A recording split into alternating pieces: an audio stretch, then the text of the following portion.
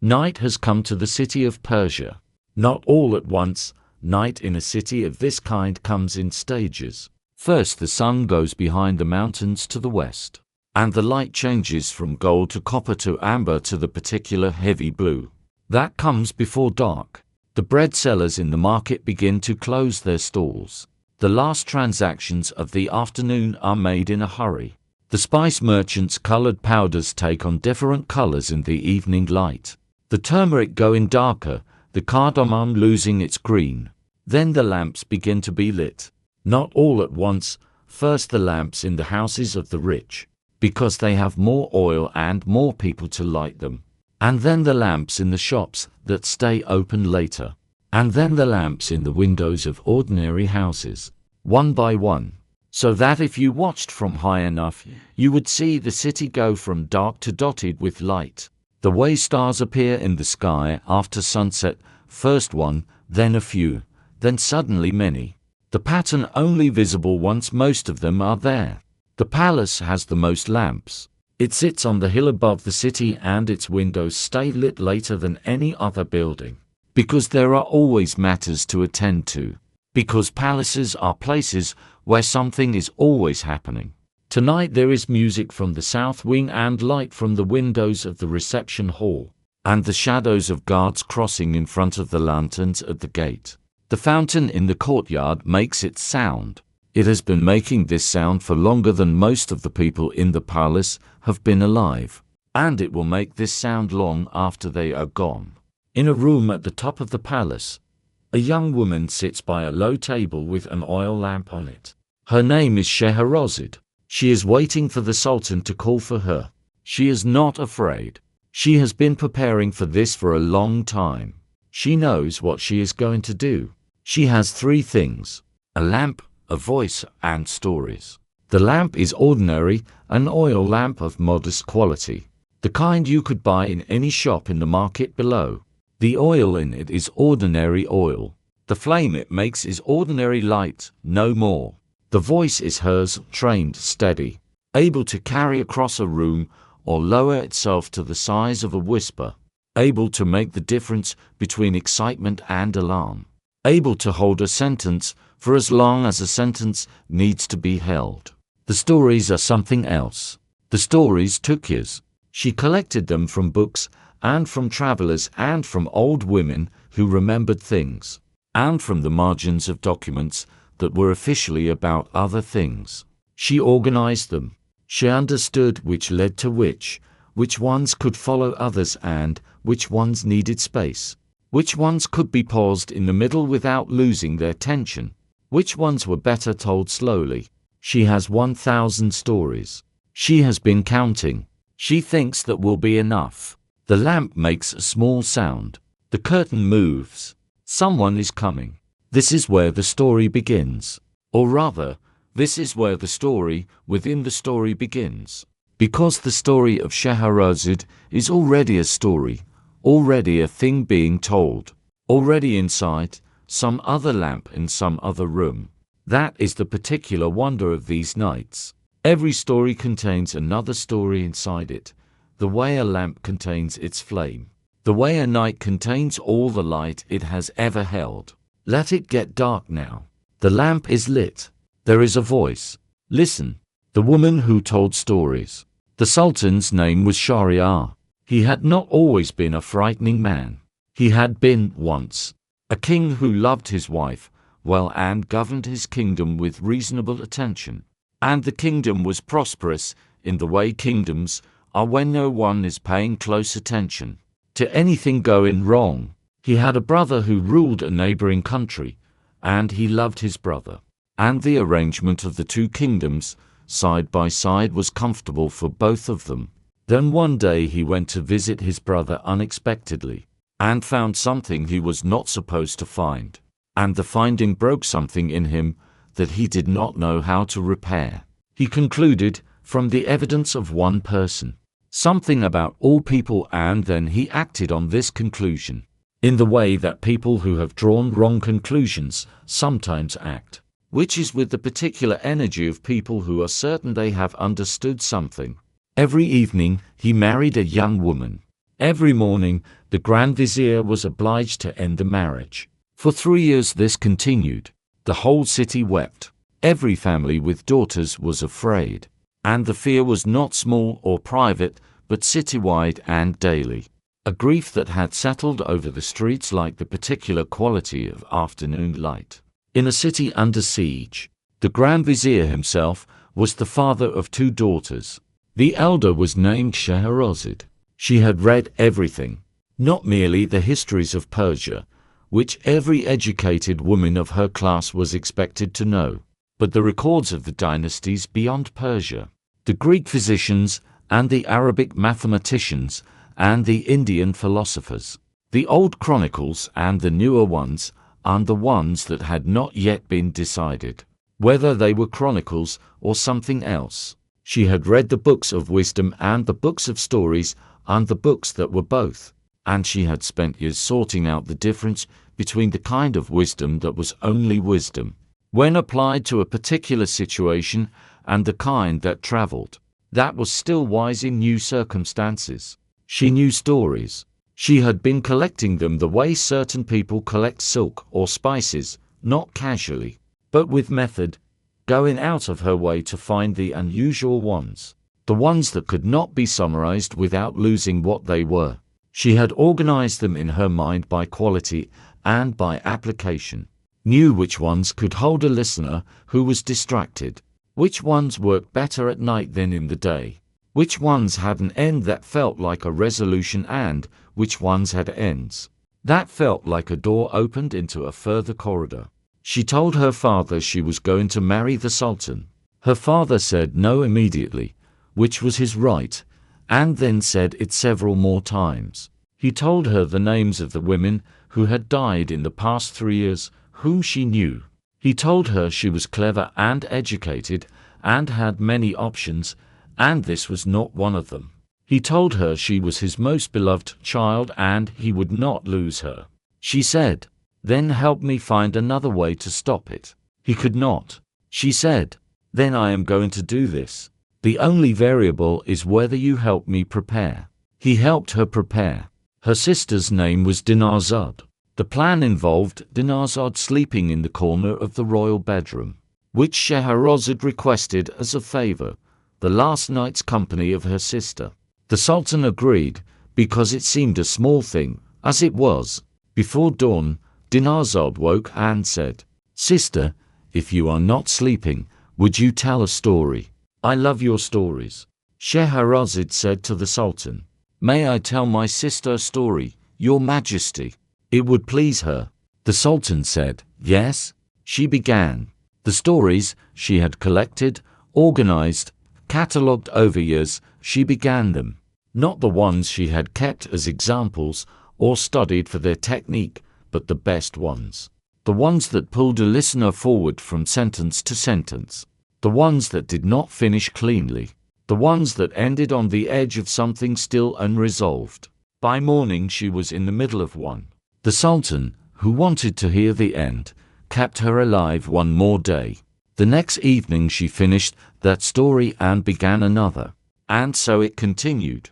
The Sultan, who had been certain about his method and had not been moved from it by grief or anger or the city's prayers, found himself moved by something he had not expected to be moved by.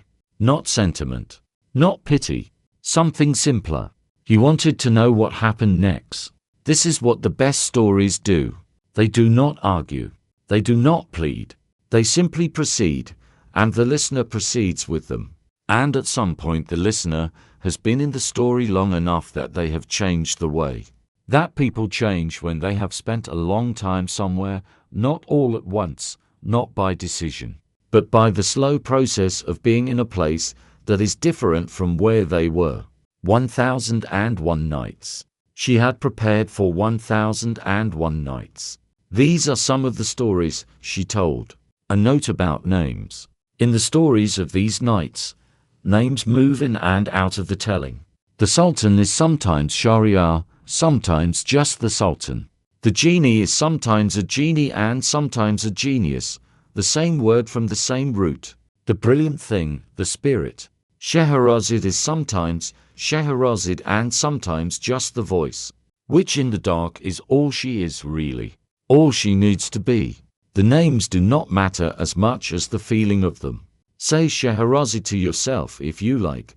It is a beautiful word to say in the dark. It resolves into sleep almost by itself. The stories are beginning. But first, what kind of stories were these? They were not fairy tales in the sense of simple things with simple lessons. They were not moral parables, or not only. They were the kind of stories that happened to have a witch in them, or a genie, or a king who was half marble, but the witch was not a witch because she was evil. She was a witch because she was a woman with a grief and a power she had not entirely learned to manage. The marble king was not marble because of a curse exactly, but because of a marriage that had been dishonest from the start. And the marble was the shape that dishonesty took in that particular life. The genie in the brass jar was not a monster, but a prisoner. And its decision to threaten the person who freed it came from 1,000 years of waiting in a space too small for what it was, and resentment that had crystallized over centuries into something that looked like cruelty, but was more accurately described as exhaustion. Scheherazade did not tell simple stories. She also did not tell difficult ones in the way that difficulty is sometimes performed, with a heaviness that announces its own importance. That makes you feel the weight of being educated. Her stories moved. They had merchants in bazaars and fishermen on shores and princes on rooftops and jennies in gardens, and old women who knew things and young women who were cleverer than the men around them understood. They had the texture of real life in the way that the best invented things sometimes do. Not the texture of this particular life, not recognizably contemporary, but the texture of a life someone could have lived. Someone whose concerns were recognizable. Love and money and survival and the specific problem of people who had power over you, making decisions you thought were wrong. The Sultan was a person who had power over almost everyone. He was a person who made decisions others thought were wrong and then went through with them anyway, because he could. He had been doing this for 3 years. What Scheherazade gave him was a place where, for a few hours a night, he was not the Sultan making decisions. He was a listener. He was the person who did not know what happened next. He was, in some sense, anyone, the one who wanted to know, the one being told, the one in the dark listening to a voice describe a world. He was not powerful in the dark. He was just present. This is what the stories gave him.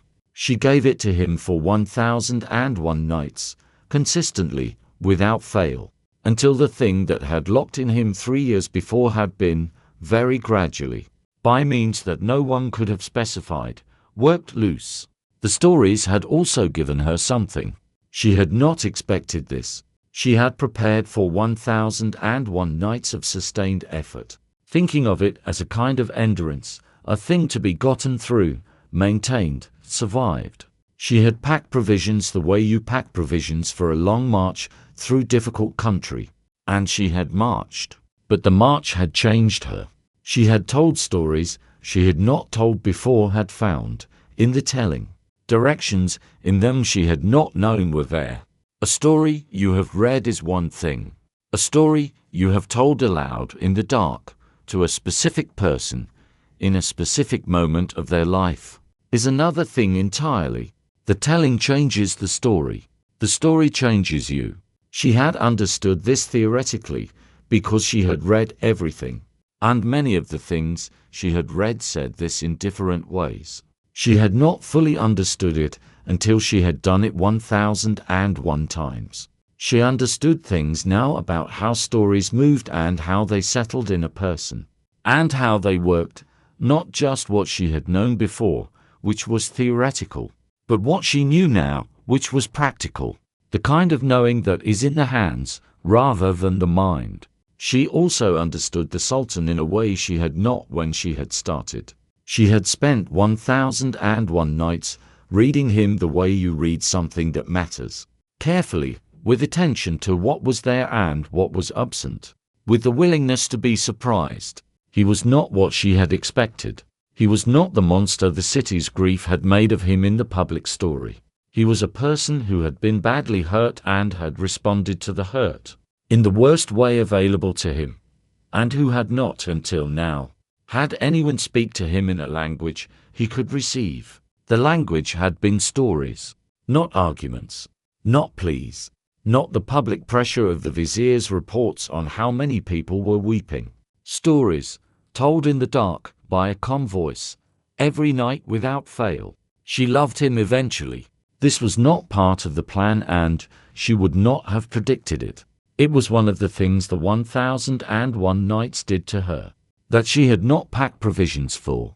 She would not have changed it. The Sultan, for his part, loved her with the particular quality of love that arrives after transformation, not the love of someone who has always known what they feel, but the love of someone who has arrived somewhere after a long journey and looked around, and realized that this was where they were going the whole time. The lamp burned. The children slept. The city was quiet. In the city, the stories had spread. Not all of them, not every detail, not the specific thread of every night, but the quality of what was happening had moved outward from the palace in the way that things move outward from palaces, through the servants and the guards and the merchants who supplied the palace, and the women who sold flowers by the gate, and the children who played in the courtyard, where the guards stood. The stories moved as stories do, altered in the telling, losing some details and gaining others, but retaining what was essential, which was, there is a woman in the palace who tells stories to the Sultan each night, and the Sultan does not execute her in the morning, and has not done so for 3 years. This was news of a particular kind. This was news that said, the Sultan is different than he was. The Sultan has been changed by something. Cities respond to this. A city that has been afraid for 3 years responds to the knowledge that the fear may be ending the way soil responds to the end of a drought, not with immediate flowering, but with a particular quality of attention, a readiness, a turning toward whatever warmth is available. The daughters of the city were the ones who paid the closest attention. They had been the ones most immediately endangered, and they had been the ones most immediately relieved. Some of them had spent the 3 years of the Sultan's behavior in arrangements, sent to other cities, kept indoors, married early to avoid the lottery of royal attention, and now they came back out, or came back out of doors, or came back from the cities where they had been sent, with the particular wariness of people who have learned that safety can end, that a city can change under you without warning. But they came back out. Scheherazade knew they were coming back out. She thought about this in the years after. She thought about the women who had been hidden or married or sent away, and whether they would trust the city again, and what it would take. She understood that the Sultan being different was not the end of the thing, but the beginning of it. That what the city needed now was not just a Sultan who had stopped being terrifying, but a Sultan who was actively different, who was someone they could trust, and that this was a different and longer project than the one she had undertaken. She began thinking about it. She had 1,000 stories still in her mind, organized and sorted. She began thinking about which ones were useful now. There were stories about how cities work when they are working well, stories about trade and about craft and about the management of water, and about the teaching of children, stories about what happens when the wrong person gets power, and what happens when the right person is ignored, stories about women who administered kingdoms and men who listened to them, and the particular prosperity of those arrangements. She told some of these to the Sultan, not as lessons. She had learned by now that lessons told as lessons are often resisted, and stories told as stories are often received. She told them as stories. He listened as he had always listened. He changed as people change who are listening carefully for a long time. The city knew. The city could feel it. The way you feel a change in weather before the change is fully visible, a quality of the air, a direction of the wind, The lamp was burning. It would burn for a long time yet. Everything that had been locked was loose. This was the plan. This is what she had been preparing for. The merchant and the invisible price. There was a merchant who was very wealthy, with business in many cities and many accounts to keep. One day he had to make a long journey. He packed provisions for the road, a wallet of biscuits and dried dates, enough for 4 days through the desert. Because the route he was taking passed through country where no inn stood and no bread was sold. He finished his business in the distant city and turned his horse toward home. On the 4th day of the return journey, in the middle of the afternoon when the heat was very great and the road shimmered, he turned off the road to rest in the shade of a large walnut tree. There was a fountain at the foot of the tree, clear and cold, and he drank from it and washed his hands and face and sat with his back against the bark. He ate some of his biscuits and some of his dates, and when he had eaten, he threw the date stones to the side. This is what you do with date stones, you throw them away. He did not think about where they landed. No one does. When he had finished and washed his hands again in the fountain, he saw a genie approaching. The genie was an enormous figure, white-faced and armed with a scimitar, and it was moving toward him with the specific purposefulness of something that has an appointment. It said, "Arise. I am going to kill you, as you have killed my son." The merchant said, "I have not killed anyone." The genie said, "When you ate your dates and threw the stones away, one of the stones struck my son, who was passing invisible, and the blow killed him. So I will kill you." The merchant thought about the date stones. He thought about throwing them. He thought about the direction and the distance and the probability of striking an invisible being passing on a desert road. He thought about the fact that this was apparently what had happened, because the genie was certain about it in the way that you are certain about something you witnessed. He said, "I did not know. I was not trying to harm anyone. It was an accident in the most complete sense. I did not see him. I did not know he was there. I did not mean any harm. I implore you to spare my life." The genie said, "I will have no mercy." The merchant said, "Then at least give me time to go home. I have a wife and children. I have debts to repay and arrangements to make. Give me a year, and I will swear on my honor that I will come back to this place and submit to whatever death you choose." This is the kind of thing you say when you cannot think of anything else. The merchant was not planning to escape or to spend the year preparing a defense. He was asking for time to say goodbye. The genie, who was not without its own understanding of these things, agreed. He went home.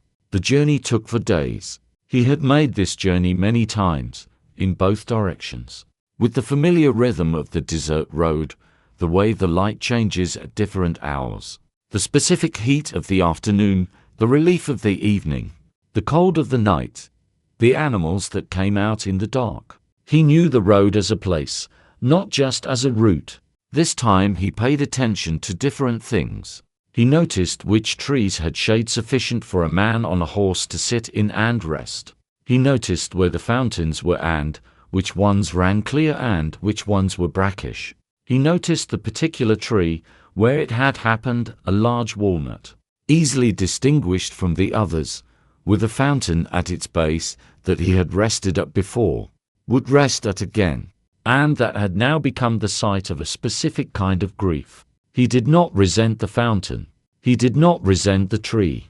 What had happened accidentally, as he had said, and resenting the place where accidents happen is a way of not understanding what accidents are. He settled his affairs at home carefully. He had people to repay and people to thank and people to inform. And he did all of these in the right order. His wife wept. His children did not fully understand, because they were young. But they wept also because their mother was weeping, which is the way young children encounter grief, through the shape it takes in the people they love. He explained everything as clearly as he could. He set his house in order. He told his eldest child certain things that it was important to know. He left in the morning on the appointed day, and went back to the walnut tree. He sat by the fountain and put his hands in the cool water and felt the water moving over them. The date stones were still there, scattered in the dust near the base of the tree where he had thrown them months before. Nobody had cleared them. The desert does not clear things quickly. He sat and waited. The three old men came first, each from a different direction, as if they had each received some separate notification. He recognized this for the wonder it was, which was that kindness sometimes arrives from angles you did not predict and cannot account for, and you should be glad of it without needing to understand it. The merchant went home. He spent a year settling accounts, repaying what was owed, explaining his situation to those who needed to know, and saying farewell. The farewell was the worst of it, not the saying of it, but the sustained quality of it. The way it colored every ordinary thing for 12 months. He ate dinner each night knowing there were fewer dinners. On the appointed day, he came to the walnut tree with the fountain and waited. 3 men arrived. Each of them came with an animal. One led a beautiful hind on a gold chain. One walked with 2 large black dogs at his heels. One came with a mule whose saddle was embroidered silk. They were strangers to each other and to the merchant. But each of them, looking at the merchant waiting under the tree in the particular way he was waiting, understood what kind of waiting it was and sat down to wait with him. When the genie appeared enormous, armed, certain, the first man stepped forward. He said, "Wait. Before you carry out your intention, I want to make a proposal. I am going to tell you the most remarkable story you have ever heard. If you find it truly remarkable, will you give this man 1/3 of what you are owed?" The genie said, "Yes." The first old man told his story. It was the story of the hind beside him, who had been his wife, who had practiced witchcraft against his son, whom he had transformed into a deer as a result, and the strange 20 years of that transformation, and what he had learned from living beside her in that form, and what love becomes when it has been badly betrayed, and then continues anyway in a different shape. When he finished, the genie was quiet. "That is remarkable," the genie said. 1/3 forgiven. The second man stepped forward. He told the story of the 2 black dogs, who had been his brothers, who had been jealous of his wealth and had twice tried to have him drowned, and who had been punished for this by a genie his wife had known, and who now walked at his heels in this form, and whom he fed and walked and cared for, still, because they were his brothers and the punishment had been enough. Another 1/3 forgiven. The third man told his story. It was the strangest of the 3, involving a mule, and a woman, and a series of transformations, and a period of time he could not fully account for. The genie listened with great attention to the parts of it that were hardest to believe. When it was done, the genie said, "All debts forgiven. The merchant is free." The merchant sat under the tree for a while after the genie left. The 3 men sat with him. The hind drank from the fountain. The dogs sat on either side of their owner. The mule stood patient in the shade. After a while the merchant thanked the 3 men, and they went their separate ways, without exchanging names, because people who have shared that kind of waiting sometimes do not need names. He went home by a different road than the one he had come by, not because it was faster, but because he was not ready yet for the same road. He arrived home at sunset on the following day.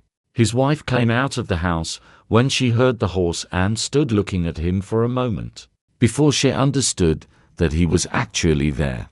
The children came behind her. He told her everything. He told her about the genie and the date stones, and the invisible sun and the year of the promise. He told her about the 3 old men. He told her about the stories they had told and how the genie had listened and what had happened. When it had, she said, "What was in the stories?" He said, "An old man with a beautiful hind that had been his wife. An old man with 2 black dogs that had been his brothers. A 3rd man with a mule that had been a woman he had wronged or who had wronged him. The details were not entirely clear. She was quiet for a moment. Then she said, "So 3 men appeared with stories about their wives and it saved your life?" He said, "Yes, that is approximately what happened." She said, "It is remarkable that it was wives." He thought about this for a long time afterward. He thought about the fact that the 3 men who appeared by that fountain, each with their transformed companion, had all been in relationships with women of extraordinary power, women whose power had been used against them, for the most part, in response to some injury real or perceived. He thought about what kind of world that was, in which the most reliable source of the extraordinary was the domestic, the immediate, the person you had not paid close enough attention to. He paid close attention after that. He paid attention to his wife and his children and his neighbors and the road, and the date palms by the fountain. He paid attention when he ate dates to where he threw the stones. He was not sure this was reasonable, but he was also not sure it was unreasonable. He made the journey many more times. In the years after, he always rested under the walnut tree by the clear fountain. He always checked to see if anyone was passing, visible or not, before he threw anything away. Nothing happened again, which is not the same as nothing being there. There is something in a story, in the right moment, that can replace other things. The genie did not need the old men's stories to be relevant to the merchant's case. It needed them to be remarkable, to be worth the hearing, to have the quality of something that mattered. Scheherazade understood this. She used it every night. The Sultan did not need her stories to be arguments on her behalf. He needed them to be the kind of story that you cannot stop listening to in the middle, and she knew how to make those. 3 old men arrived at the right tree at the right time. The merchant had not arranged this. They simply came. Most of us cannot count on this. Scheherazade did not count on it. She prepared. The stories come. Listen. The Fisherman and the Brass Jar. There was a fisherman who was very old and very poor, with a wife and 3 children who depended on what he pulled from the sea each morning. He had a rule about the nets. He cast them 4 times each outing, no more. His grandfather had made this rule and his father had kept it, and he kept it in turn. Not because he believed 4 was a lucky number, but because he had learned that the sea gives what it gives, and arguing with it is a waste of breath you will need for other things. Every morning before the light, he walked down to the shore with his nets over one shoulder. He was too old to carry them the way he used to, and this bothered him less than it once had. You get used to the diminishment of things. You find the position that works and you use it until it doesn't, and then you find another. One morning before light he came to the shore. He cast his nets into the dark water.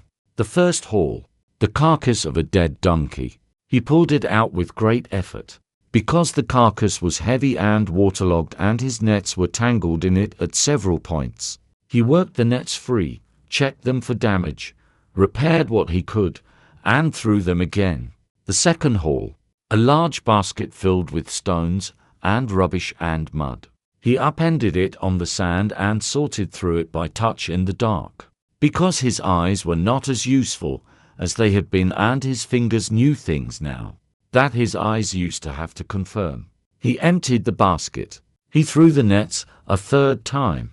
The third haul, pottery shards, shells, a piece of rotted wood, a tangle of seaweed. He stood on the shore looking at it. He said, quietly, not loudly, to no one in particular, "Please, I have a family." This is the 4th time. He threw the nets a 4th time.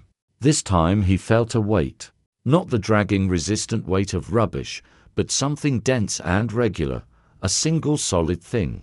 He pulled it in with difficulty, going hand over hand with his back bent, and found a yellow jar.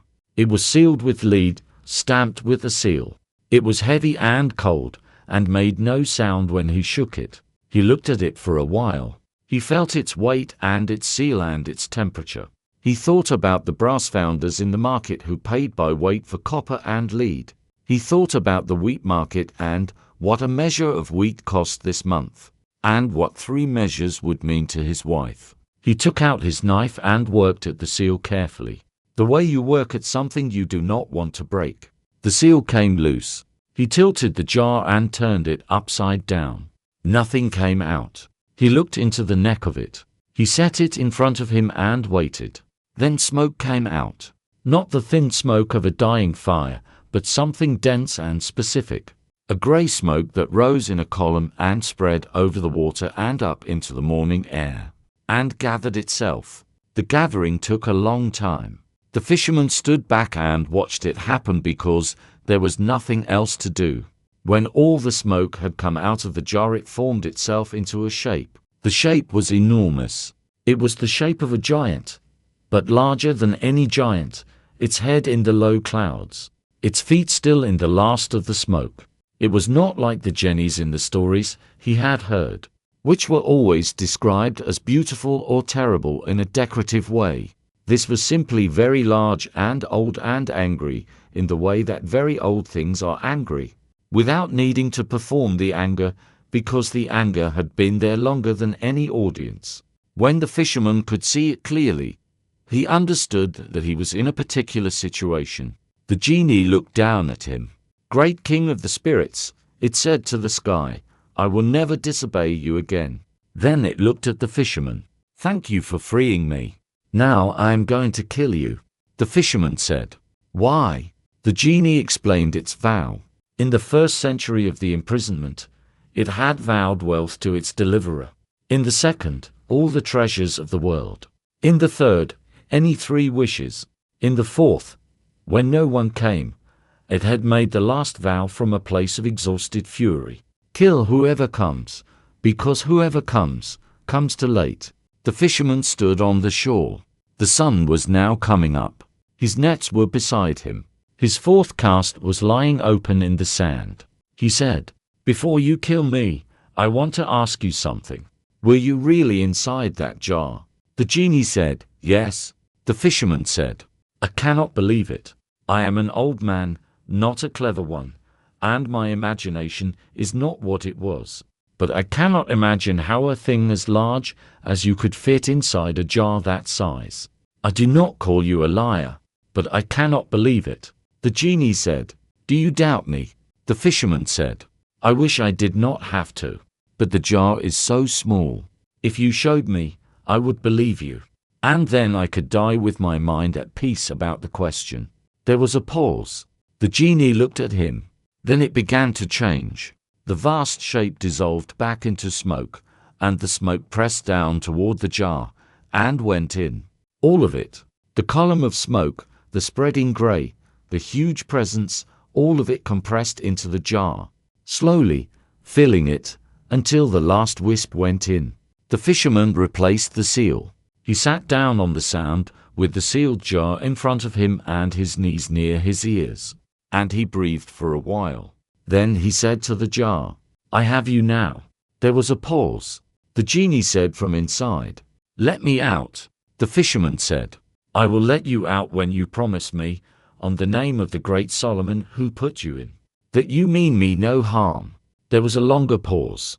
The genie gave the promise. The fisherman was not a man who trusted easily, but he understood something about the nature of oaths in the world of these old trapped spirits, which was that the oath was the only thing holding the whole structure together, and that a being who had been oathed by Solomon could not break an oath sworn in Solomon's name, without becoming something other than what it was. He opened the jar. The genie rose and settled into a more comfortable size. It kept its word. It led the fisherman to a lake in the hills that no one went to, where the fish were the colors of gems, red fish and blue and white and yellow, all of them bright in the clear water, and told him to fish there, and to bring his catch to the palace of the Sultan, who would pay very well for such remarkable fish, and ask questions that would lead to a story. The fisherman went back the next day with his nets. He caught the 4-colored fish and brought them to the palace. The Sultan's cook had never seen fish like this. She put them in the pan. They stood upright and opened their mouths and spoke. The Sultan said, "Bring me the man who caught these." I want to know where this lake is, and the story of the lake, and the ruined city beneath the water, and the king who was half marble on his throne, and the enchantress who put him there. That is the next story, which will keep for a while. The jar is sealed. The shore is quiet. The fisherman is walking home with his fourth cast empty and his hands full of something. That will matter more. Sleep well. Some things are worth waiting for. The fisherman was a man who understood patience, which is not the same as resignation. Patience is the quality of waiting with your nets in the water. Resignation is the quality of walking away from the water. He had never walked away. He had made his rule about the forecasts, and he had kept it. And on the morning the jar came up in the fourth cast, he had said please to the sky, in the way of someone who is still asking, not someone who has given up asking. He went to the palace the next day with his fish. The Sultan's cook had never seen fish of these colors. The cook prepared them. When the flame reached the pan, the fish stood upright and opened their mouths and said words that the cook could not properly hear, but felt as speech, as communication, as something coming from somewhere that fish did not usually come from. She went to the Sultan and told him. He went to the kitchen and he saw it himself. The fish standing in the pan, the colored light of them, red and white and yellow and blue, each kind distinct from the others, even in the heat. He said, "Bring me the fisherman." He said, "Bring me the man who caught these in whatever lake has fish like this." The fisherman came. He was old and tired and not particularly accustomed to palaces. He stood in the Sultan's hall in his fishing clothes, and answered questions in the careful way of someone who is telling the truth, and knows that telling the truth in a palace sometimes requires courage. He described the lake. He described the ruined city around it. He described the palace beyond the lake with the open gate. The Sultan said, "Take me there." The fisherman said, "Your Majesty, the lake is a day's journey." The Sultan said, "Then we leave tomorrow morning." They left the next morning. The Sultan rode and the fisherman walked beside him, at a pace that the fisherman found uncomfortable because it was the pace of a man on a horse. And the fisherman was not on a horse, but he kept up. They arrived at the ruined landscape around the lake in the evening, and the Sultan saw the colored fish in the water and the palace beyond it, and he went in. And the rest of that night's story was about the Marble King. The fisherman received a reward. He was given a house and a pension and an appointment that effectively meant he could fish the lake whenever he chose, on behalf of the palace, and bring whatever he caught to the palace kitchen. This arrangement was comfortable for everyone, and the fisherman fished the lake for the rest of his working life. The brass jar he kept. It sat on the shelf of his house. He did not tell people what it was, and they did not ask, because it was an old jar that did not look like anything in particular. He knew what was in it. It had been sealed again. He kept it because he was a man who understood that an old jar sealed with lead and stamped with an ancient seal contained something you should not simply throw away. He never opened it again. He was not curious. He had been curious enough once, and had been rewarded and also terrified, and also tested beyond what an old fisherman on a cold shore should have to face on an ordinary Tuesday morning. That was enough. The jar stayed sealed. The king turned to marble. The Sultan had been following the fisherman to the lake. The fisherman had told him about the four-colored fish, red and white and yellow and blue, and about the strangeness of the lake, how the fish had stood upright in the pan and opened their mouths and spoken. The Sultan wanted to know where the lake was and who the fish were and what they were saying. The road to the lake passed through a ruined landscape, flat and empty in the way that places are empty when something has happened to them. That removed whatever was there before. There had been a city here. You could feel the shape of it in the ground, the way old foundations leave their pattern in the earth even after everything above has gone.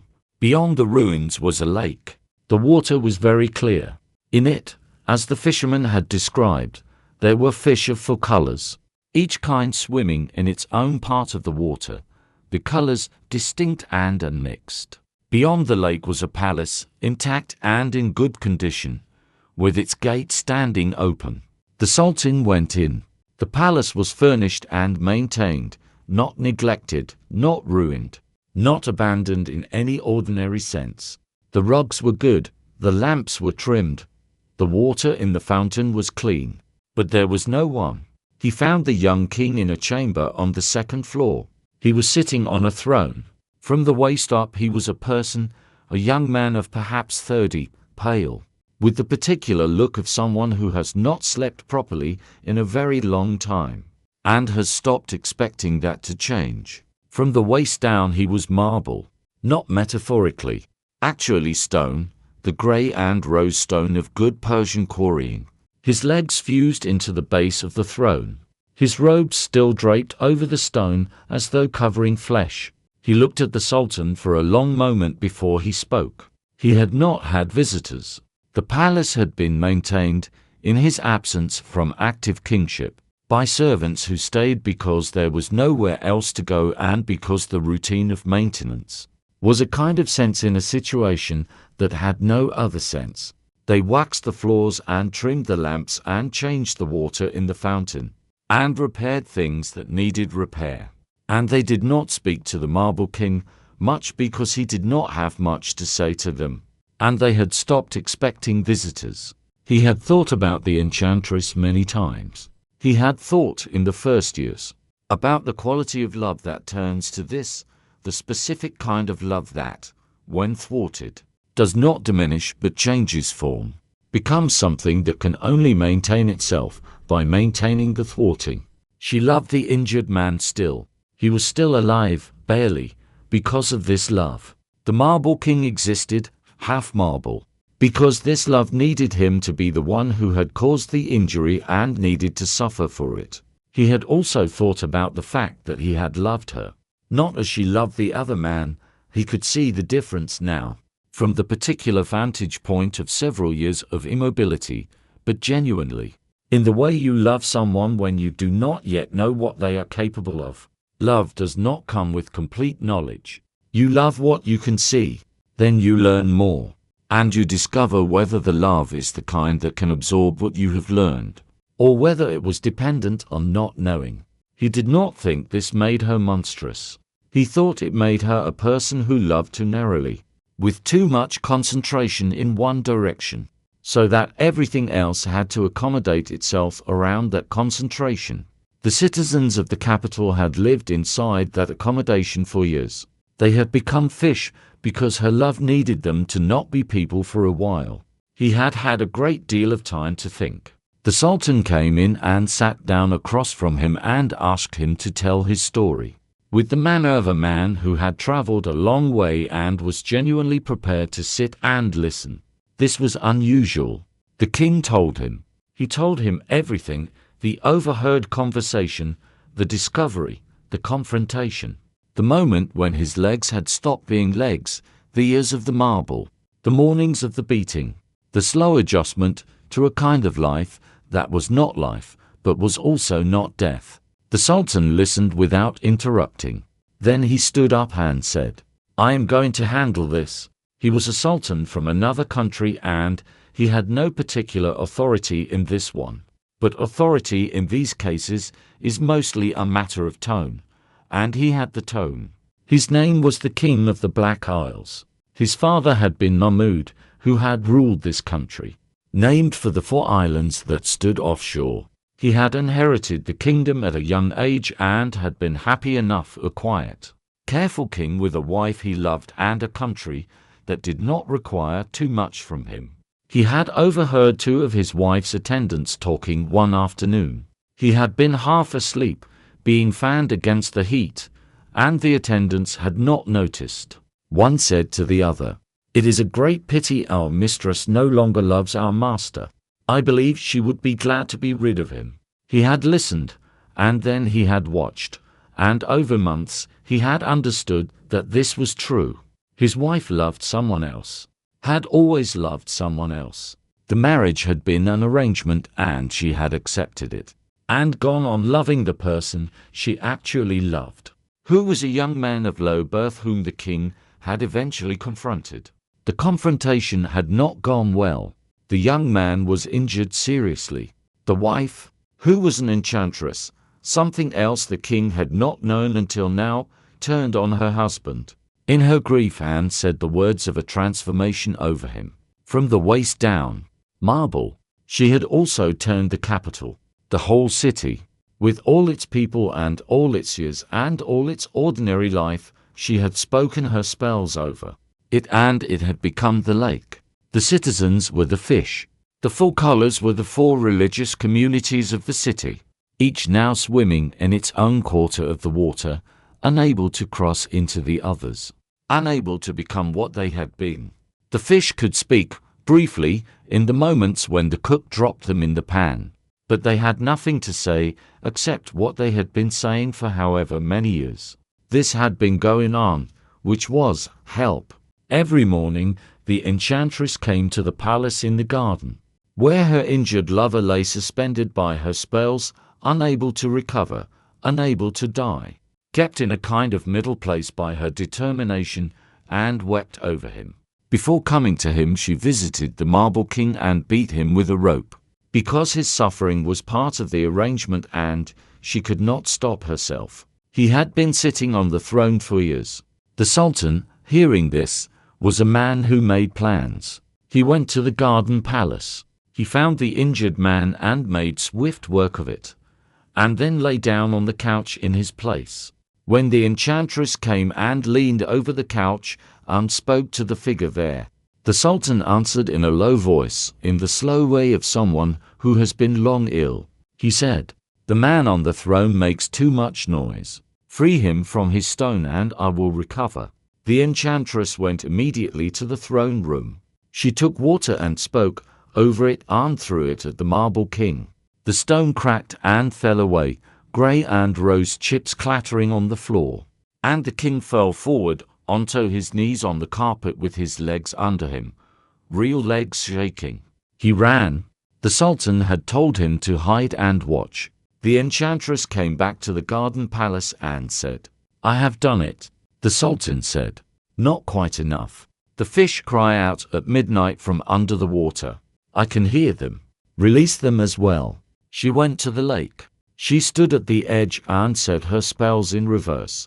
One formula, undoing the next. The way you take out stitches that were put in wrong. The water began to recede. The city came back. Its streets and its buildings, and its minaret and its market and its houses and its gardens, all of it reappearing through the falling water, the people walking in it bewildered and blinking, looking at their hands and at each other and at the familiar shapes of a city that had been missing. They did not know where they had been. They did not know what had been done to them or who had done it or how long it had lasted. The four kinds of fish were gone from the lake. The enchantress turned back toward the palace. She did not make it far. The Sultan was waiting, and his justice was quick. And what happened to her is not described in detail in these stories. What is described is the king being able to walk again, and the city standing again in the sunlight. Its people finding their way back to their houses and their trades and their families. And the fish gone from the lake because there were no more fish, only people, who had needed someone to find the right words, in the right order, and say them. The Sultan brought the king back with him. He gave him a place of honor at the court of Persia. The king walked in the garden sometimes and stood by the fountain, and felt his own legs on the stone path, and thought about what marble feels like from the inside, and what ordinary life feels like afterward. He had no good answer. You would not have one either, if it happened to you. But he could walk. The fountain runs. The city is lit. All four-colored communities are sleeping in their own quarters of what used to be a lake. And tomorrow, there will be a market and bread and the ordinary argument of neighbors about where one wall ends and another begins. Rest now. Everything that was stone is soft. The three who had lost an eye. They came to a door in Baghdad that they should not have knocked on. but they knocked because they were hungry and cold and lost. And a lighted window means warmth and the possibility of food. 3 of them, each dressed as a calendar, a wandering holy man, a dervish, a person who had given up station and position and the world's arrangements, and now walked the roads with a begging bowl. Each of them had, through a different misfortune, lost the sight of one eye. They had met on the road that afternoon and discovered the shared condition, which seemed remarkable enough to constitute a kind of fellowship, and had walked together into the city. The door was opened by a woman who looked at them without particular surprise, as though she had been expecting something unusual this evening, and this was close enough to it. She said, "You may come in, but you must accept one condition. Whatever you see here, you must say nothing about it. You must not ask questions. You must remain silent about what happens. If you cannot agree to this, you must leave." All 3 agreed. They were cold and hungry, and it was dark. Inside, the house was large and well furnished, with fine carpets on the floors and silk curtains on the arched windows. 3 women lived there, and the woman who had opened the door was joined by 2 others. And together they laid a table with food and lit more lamps, and made the visitors welcome, in the way of good hosts. Then the 2 black dogs were brought in. They were large dogs, well fed, their fur black as ink. They were brought in on leads by 2 of the women, and then beaten with whips, not lightly, not as punishment, but with the particular grief of people doing something that pains them as much as it pains the animal. And after the beating the women held the dogs, and wept over them, and apologized to them, and took them away again. The calendars sat in silence, as they had promised. Later there was music and dancing, and the food was very good. The calendars ate and watched and said nothing, though each of them was making his own private account of what he had witnessed, filing it in the place where he kept extraordinary things. In the small hours of the night, when the women were asleep, the calendars sat together, and each of them told the story of his eye.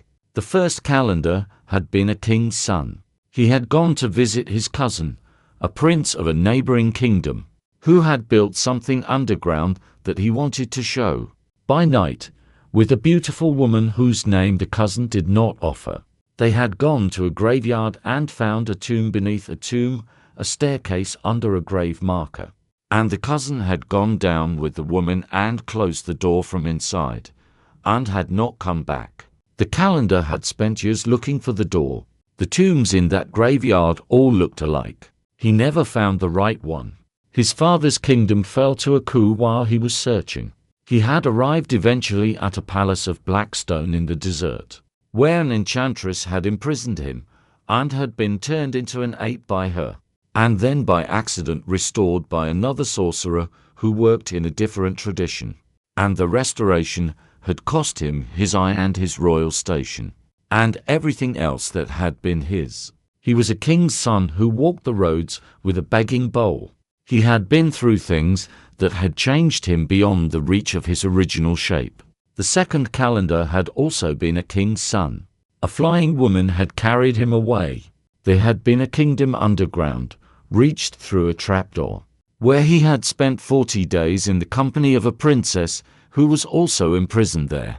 On the 40th day, she left him alone for 24 hours and told him he must not open the door. He had opened the door. Behind it was a horse, white and so bright it seemed lit from inside. And the horse carried him upward through a shaft in the stone and dropped him on a mountain top, with one blow of its wing that took his eye and his kingdom both and left him on a road he did not recognize, in clothes that did not belong to him, with one eye less and no idea what was behind him or ahead.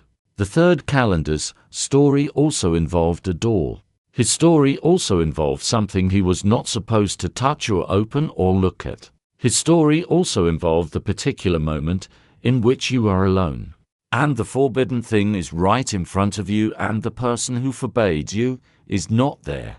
All three of them had opened a door. This is, in some versions of the story, the place where Scheherazade paused and said, "I will tell you, your majesty, why each of them opened the door, if you will give me until tomorrow night." The Sultan gave her until tomorrow night. She told him that the first calender opened the door in the underground tomb, because he had made a promise he did not fully understand, and being in the place where the promise had been made was unbearable without knowing what the promise meant. He had watched his cousin go down into the dark and not come back, and the door was the only thing still connected to his cousin, and he opened it because the door was there and his cousin was not, and he needed something to hold onto. She told him that the second calendar opened the forbidden door in the underground palace after 40 days of perfect obedience, because perfect obedience is not possible for very long in the face of a closed door. This is true of people in general, but especially true of princes, who have been raised to believe that doors exist to be opened by them. He had waited the full 40 days. He had been good. He had held on as long as holding on was possible. And then the door was right there. She told him that the third calendar's situation was similar in structure, but different in the specific wrongness. The thing he was told not to touch was beautiful, and he reached for it because beautiful things exist in a particular relationship to desire. That makes not reaching for them feel like a kind of moral failure, as though admiring from a distance was somehow ungrateful. The Caliph, in disguise in the corner, heard all of this and thought about the doors in his own life that he had been told not to open. He thought about what had happened when he opened them and what had happened when he had not. He thought about whether there was a pattern. There is not always a pattern. Sometimes the forbidden door opens onto the horse that destroys you, and sometimes it opens onto something extraordinary that you could not have found another way. The stories do not tell you which in advance. That is one of the things they are honest about. The women in the house knew which doors to leave closed. This was not a quality they were born with. It was a quality they had acquired through specific experience. And the specific experience had been painful. And they kept the sealed room sealed because of that pain, not because they did not want to know. Knowing is not always the right priority. The lamps are out in the house in Baghdad. The Caliph has gone home and written his notes. The 3 calendars have found a place to sleep near the mosque. The women are in their beds. The sealed room is sealed. There is no urgency. There is only the slow turning of the night toward morning, the particular unhurrying of the small hours, when all the decisions have been made and the stories have been told, and what remains is only the body settling into sleep. 3 men who lost an eye in 3 different ways are sleeping in the guest room of a house in Baghdad. Each of them had a kingdom once, or near enough. Each of them opened a door they had been told not to open, and the door led here, to this room, to this night, to sleeping in their calendar's robes on borrowed bedding, which is not what any of them planned when they were young. But they are sleeping, they are breathing. They are not in the cave or in the underground palace or in the bad country. That was between what they have been and what they are. They are here. Here is enough. Sleep now. The door is closed. The 3 calendars are asleep in the guest room. The door is sealed. Outside the window the city goes on, because cities go on. And some of its inhabitants are opening doors tonight that they were told not to open. And some of them are not. And the results will be various. The woman who had opened the door of the house to let them in, who had been listening from behind a curtain, came out. She told them that the black dogs were her brothers, who had been unkind to her about money, and who had been transformed by a genie who was fond of her, and that the beating was the condition under which the transformation could be maintained, and eventually reversed. A ritual of pain and forgiveness repeated daily until a sufficient time had passed. A caliph came out from behind another curtain. He had been there all evening in disguise, as he sometimes was on these walks through the city. He heard everything. He arranged what could be arranged: money for the calendars, freedom from the enchantment for the women's brothers, the particular variety of resolution that caliphs could arrange on a good day. When they were paying attention, the brothers became men again in the morning. The calendars left with funds for a new life. The sealed room in the house was not opened. The curtain in front of it was not lifted. What was behind it was not part of the story that was told to the caliph. Scheherazade left some doors closed. She knew which ones they were.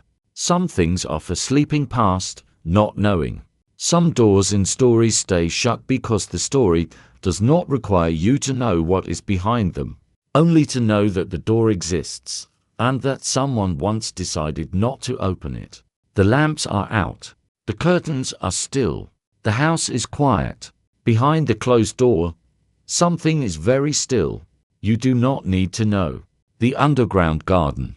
In the city of a certain country in China there lived a tailor named Mustafa, and he had a son called Aladdin.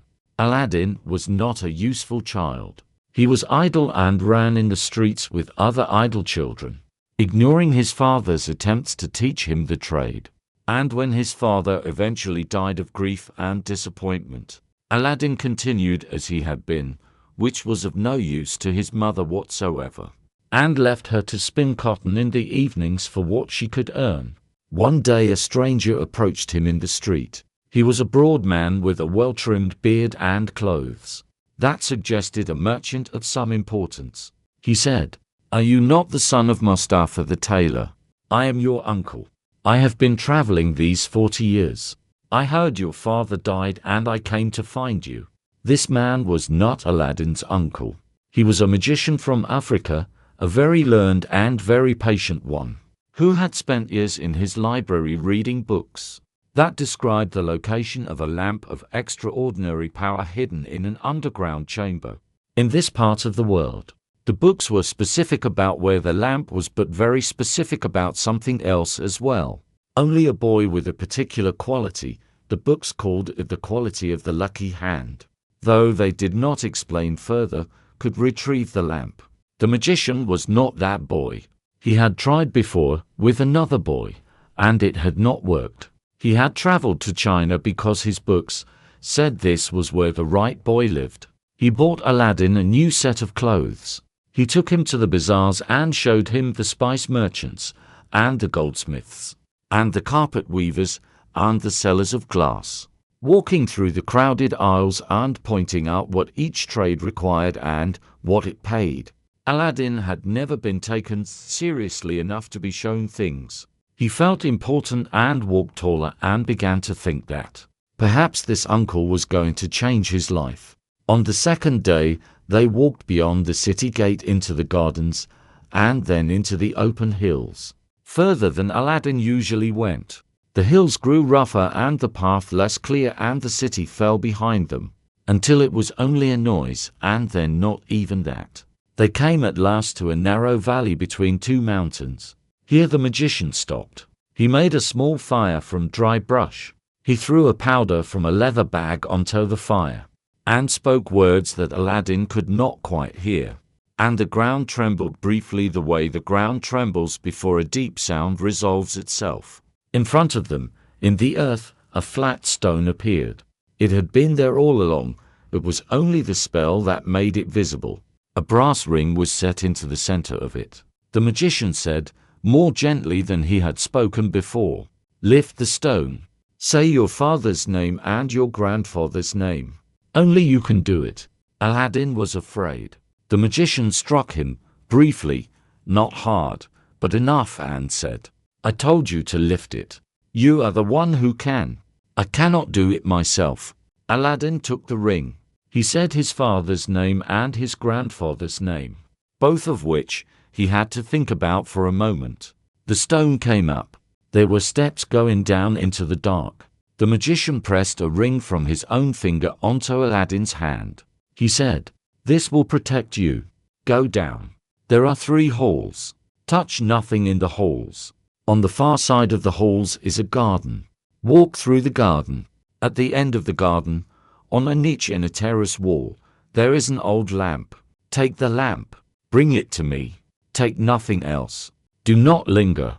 Do not stop to look at anything." Aladdin went down. The steps were stone and cold. The first hall was a hall of silver, silver bars and bowls and cups stacked on shelves, and in locked chests, and piled along the walls the way you pile things when you have run out of places to put them specifically. He did not touch any of it. He walked through. The second hall was gold. He walked through. The third hall, he could not say what it was, because the contents of it were too numerous and too various, and the lamplight, coming from nowhere, made everything the same gold color. He walked through. The garden was not like the halls. It was lit as though from a sky, though there was no sky, only stone above, and the light, which had no source he could identify. The trees were fruit trees in shape, but what grew on them was not fruit. From one tree hung rubies, each the size of his thumb, red as a coal just pulled from a fire. From another, emeralds, green as deep water seen from above. From a third, pearls, white and irregular and warm-looking. From others, diamonds and sapphires and amber and aquamarine, all of them hanging in the still underground air.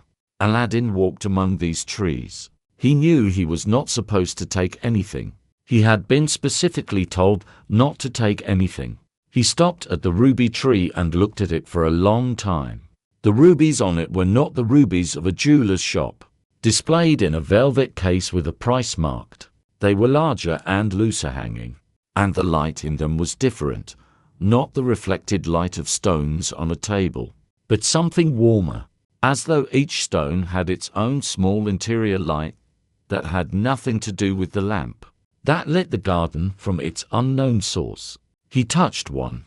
It was warm, not warm the way metal is warm when you hold it, but warm in a way he could not account for, with a quality he would not have been able to name, having no reference for it. He looked at the emerald tree. The emeralds were green in the way that deep forest is green. Not the green of a plant in the light, but the green of shade. The green that has absorbed so much light, it has become something else. He looked at the pearl tree. Pearls were familiar to him in a general way, having seen them occasionally in the market, small and expensive and pale.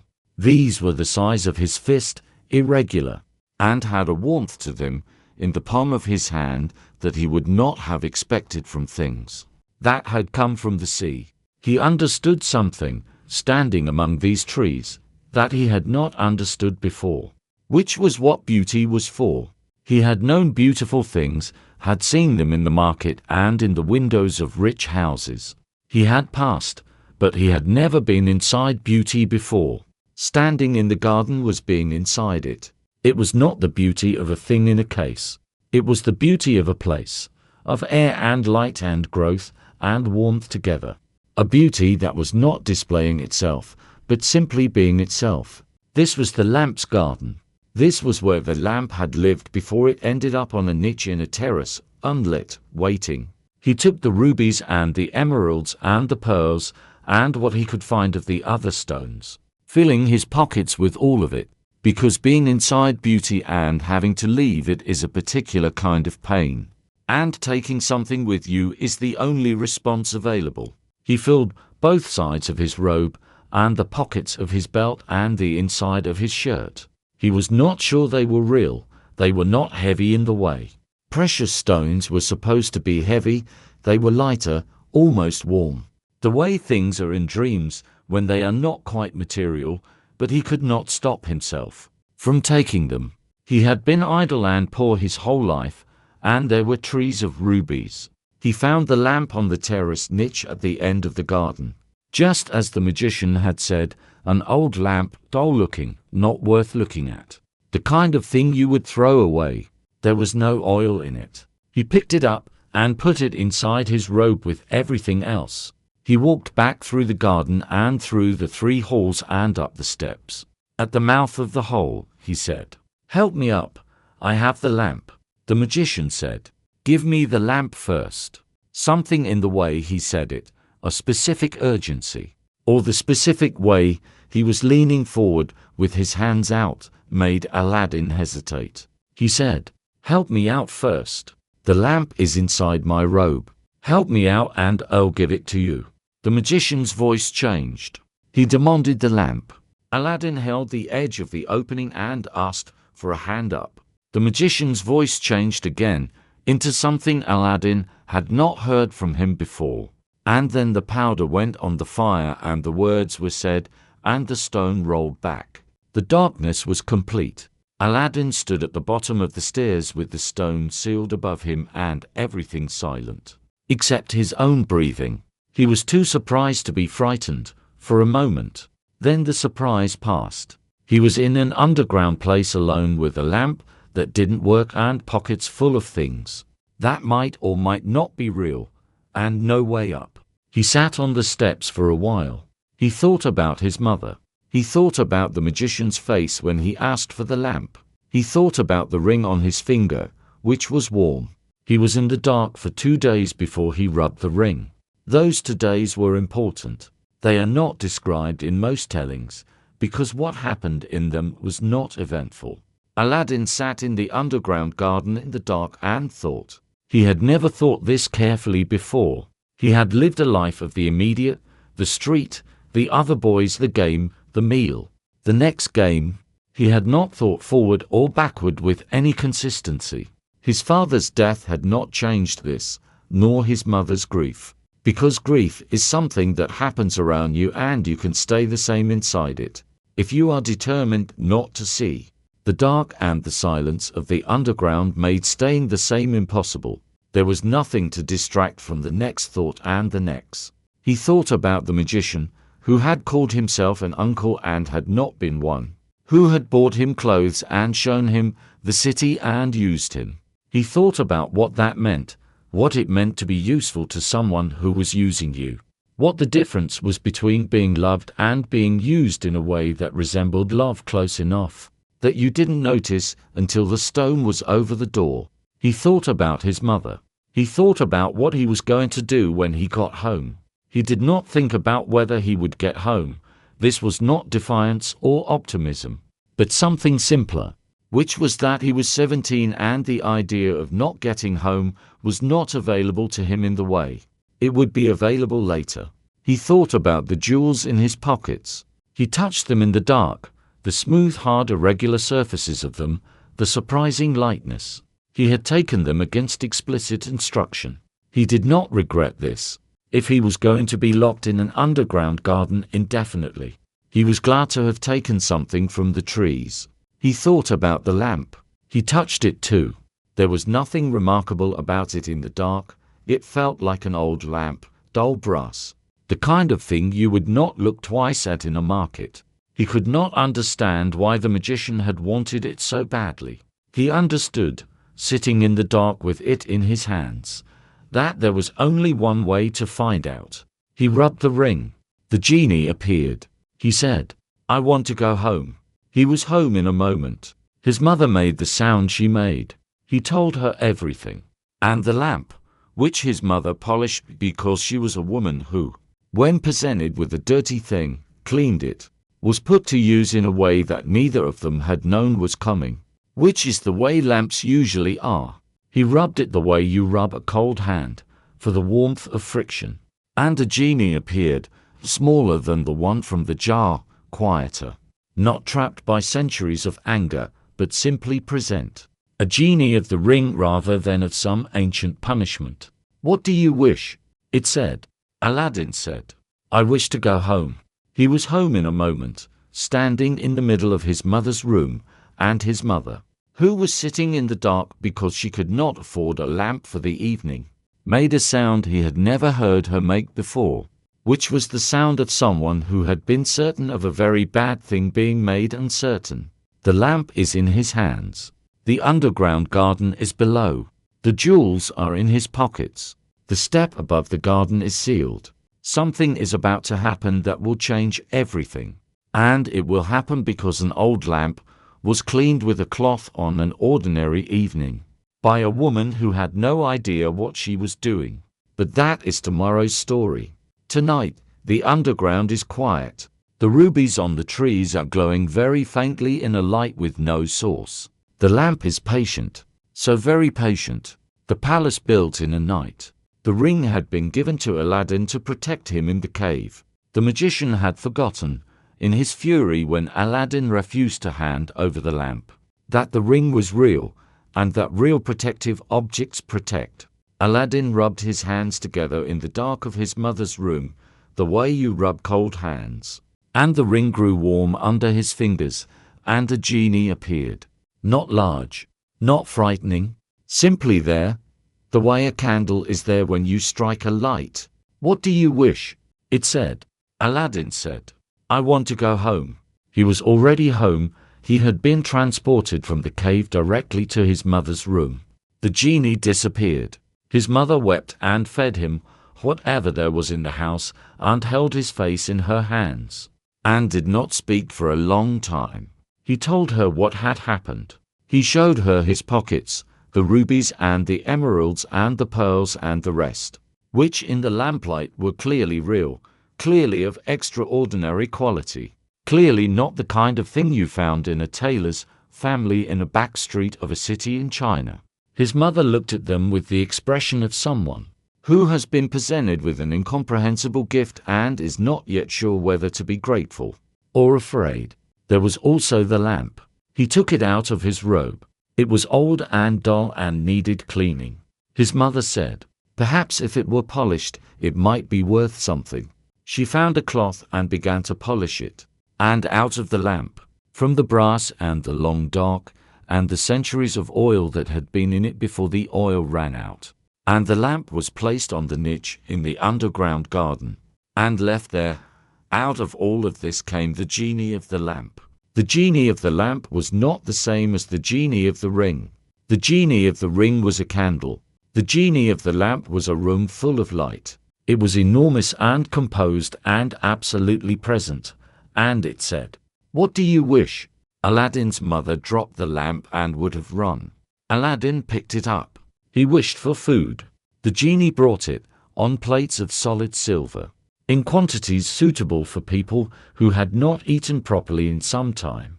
The food was of a quality that neither Aladdin nor his mother had ever tasted, prepared with spices that grew in places they had never heard of, in the manner of kitchens that were not ordinary kitchens. They ate. They were quiet. After dinner, Aladdin looked at the silver plates and understood something. He proceeded carefully. He had been idle his whole life, and the 3 days in the dark underground had changed the quality of his thinking in ways he could not have explained precisely. He sold the silver plates to a silversmith, one at a time, asking what they were worth before agreeing to any price, and getting slightly more than the silversmith wanted to pay. He and his mother lived on this for a year. The year was different from the previous years. It was not that they were comfortable. They were more comfortable than before, which is not the same thing.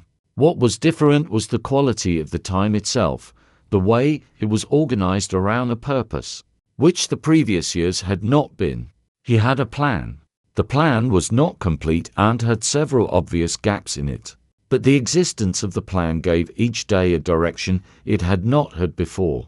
He went to the gem market and learned to sit with merchants the way merchants sit with each other, which is attentively and without hurry. He learned to ask prices without indicating that he was surprised by them.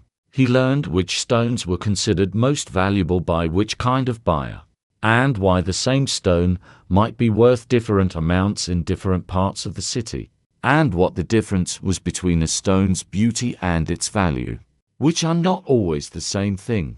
He learned the city. He had grown up in it, running its streets, but he had grown up in it carelessly, the way children grow up in places, noticing the things that were immediate and interesting, and ignoring the rest. Now he walked it with attention. He knew which street sold what. He knew which merchants were honest and which were not, and what the difference cost you.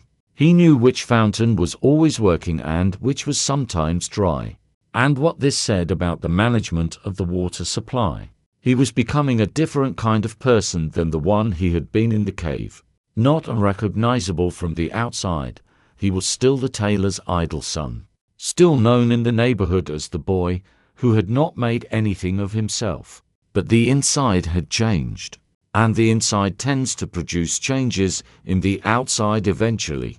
The genie of the lamp, when his mother polished it and it appeared for the second time, was unsurprised by Aladdin.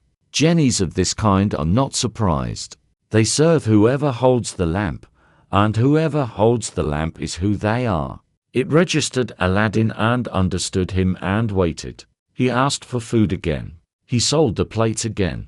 He thought about the princess in the procession. He was patient. He could be patient now. This had not been true before the cave. The cave had given him the specific quality of patience.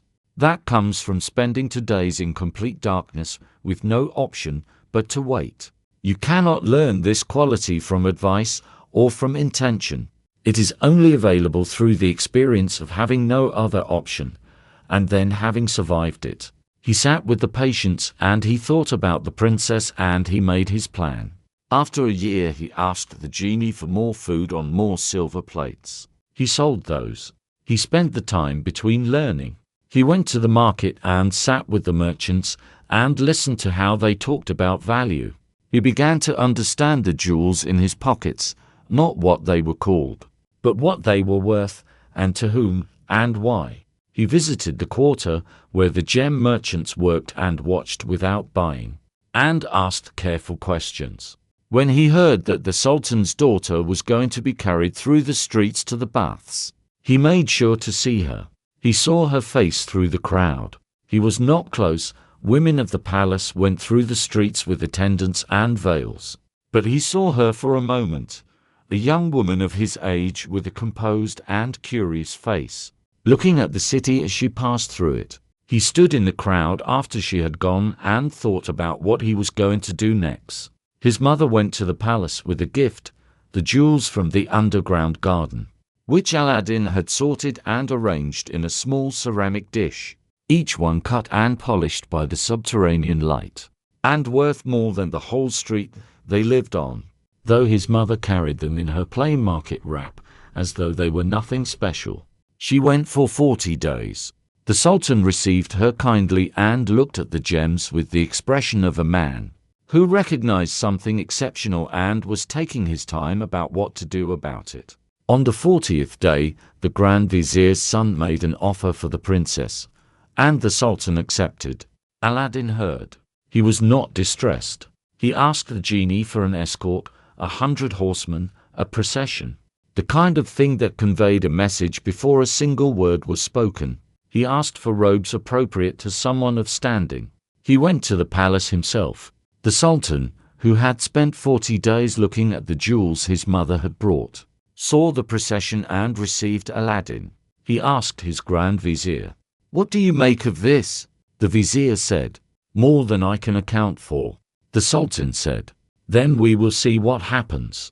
Aladdin asked the genie for a palace. He described it carefully, not in the language of someone who had spent their life among such things, but in the language of someone who had thought carefully about what a palace should be, and was specific about the particulars: marble and jasper, rooms for every season, a treasury, stables with horses that came from somewhere, horses like that come from, an armory, a kitchen that could feed 1,000, fine rugs, good windows, a view of the Sultan's palace across the square.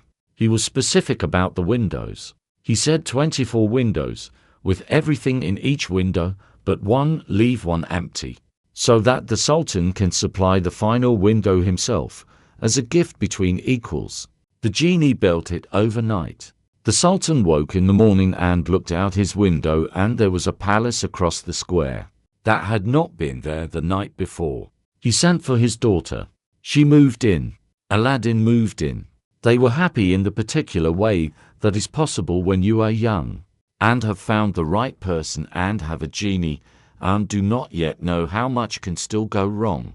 The Sultan, looking at the 23 completed windows and the empty 24th, understood the gesture and filled it himself with the finest jewelers in the kingdom. Working for a month, the window that the Sultan completed was never quite as fine as the other 23, because the genie had built the others with materials from places that ordinary jewelers could not access. But the Sultan was pleased, and this was the right outcome. For a while, everything was good. The magician, in his home in Africa, looked into his magic mirror. He saw the palace. He understood what had happened. He began making plans involving a tray of new lamps and an old woman's voice, and a cry in the marketplace. But that is a story for a different telling. What matters now is that the palace is real and standing and lit in the evening, with lamps in all 24 windows, and Aladdin and the princess are inside it. And the genie is in the lamp on the high shelf where it was put after the last wish, waiting. The palace is built. The night is quiet. The 24 windows are glowing. One of the lamps on the high shelf is older than the others and more dull-looking, and it does not move when the wind comes through the window. It is very patient. Sleep. Open Sesame. There were two brothers in a town in Persia. Their names were Qasim and Ali Baba. When their father died, he left them each an equal share of what he had, which was not much. But shares, given time, tend not to stay equal. Qasim married a wealthy woman and moved into her family's house and did very little. And his portion grew because wealth tends to grow when it has other wealth around it. Ali Baba married a woman he loved, who had not much money, and worked as a woodcutter, which is a real kind of work that does not pay especially well, and requires you to get up before light and spend your days in the forest with a hatchet. Every morning Ali Baba went to the forest with his 3 donkeys. He cut wood, loaded the donkeys, and brought it back to the city to sell. This was his life, and he was not unhappy with it, particularly. He had what he needed. He was not particularly ambitious. One morning in the forest, he heard a sound in the distance. That grew quickly into the sound of many horses. And when he understood from the speed and the number and the direction that these were people who would prefer not to be seen, he moved his donkeys into the trees and climbed a large oak that stood near a cliff of solid rock. He was in the branches by the time 40 men rode under the tree and dismounted. They were armed and travel-worn, and they carried saddlebags that moved like bags filled with coin. Their captain was a large man who moved with the authority of someone who had been obeyed for a long time. He walked to the cliff face, stood in front of it, and said, in a voice not much louder than a conversation, "Open Sesame." A door opened in the rock. It had been there all along, invisible, also perfectly fitted into the stone that it was the same as invisible. The 40 men carried their bags inside. The door closed. 15 minutes later it opened again. The men came out with bags that moved differently, lighter. Emptied, the captain said, "Shut Sesame," and the door closed without a sound and was rock again. And the men mounted and rode away. Ali Baba waited in the tree until the sound of horses was completely gone. Then he came down. He stood in front of the rock face for a while. He thought about the captain's voice. He thought about the words. "Open Sesame," he said. The door opened. He went in. The cave was large, with high ceilings that disappeared into dark. The floor was covered. Bales of silk and stacks of Persian carpets, and chests of coin and bags of gold. All of it accumulated over years and years. A bandit's treasury built up deposit by deposit across more lifetimes than one band could have managed. The smell of old silk and old money and old cedar and old stone was something specific. He stood in it and let his eyes adjust. He was not a greedy man. He was a practical man. He took 6 bags of gold, an amount he could carry on 3 donkeys, without the weight being conspicuous, and loaded them. He covered the bags with bundles of wood, which was what his donkeys usually carried.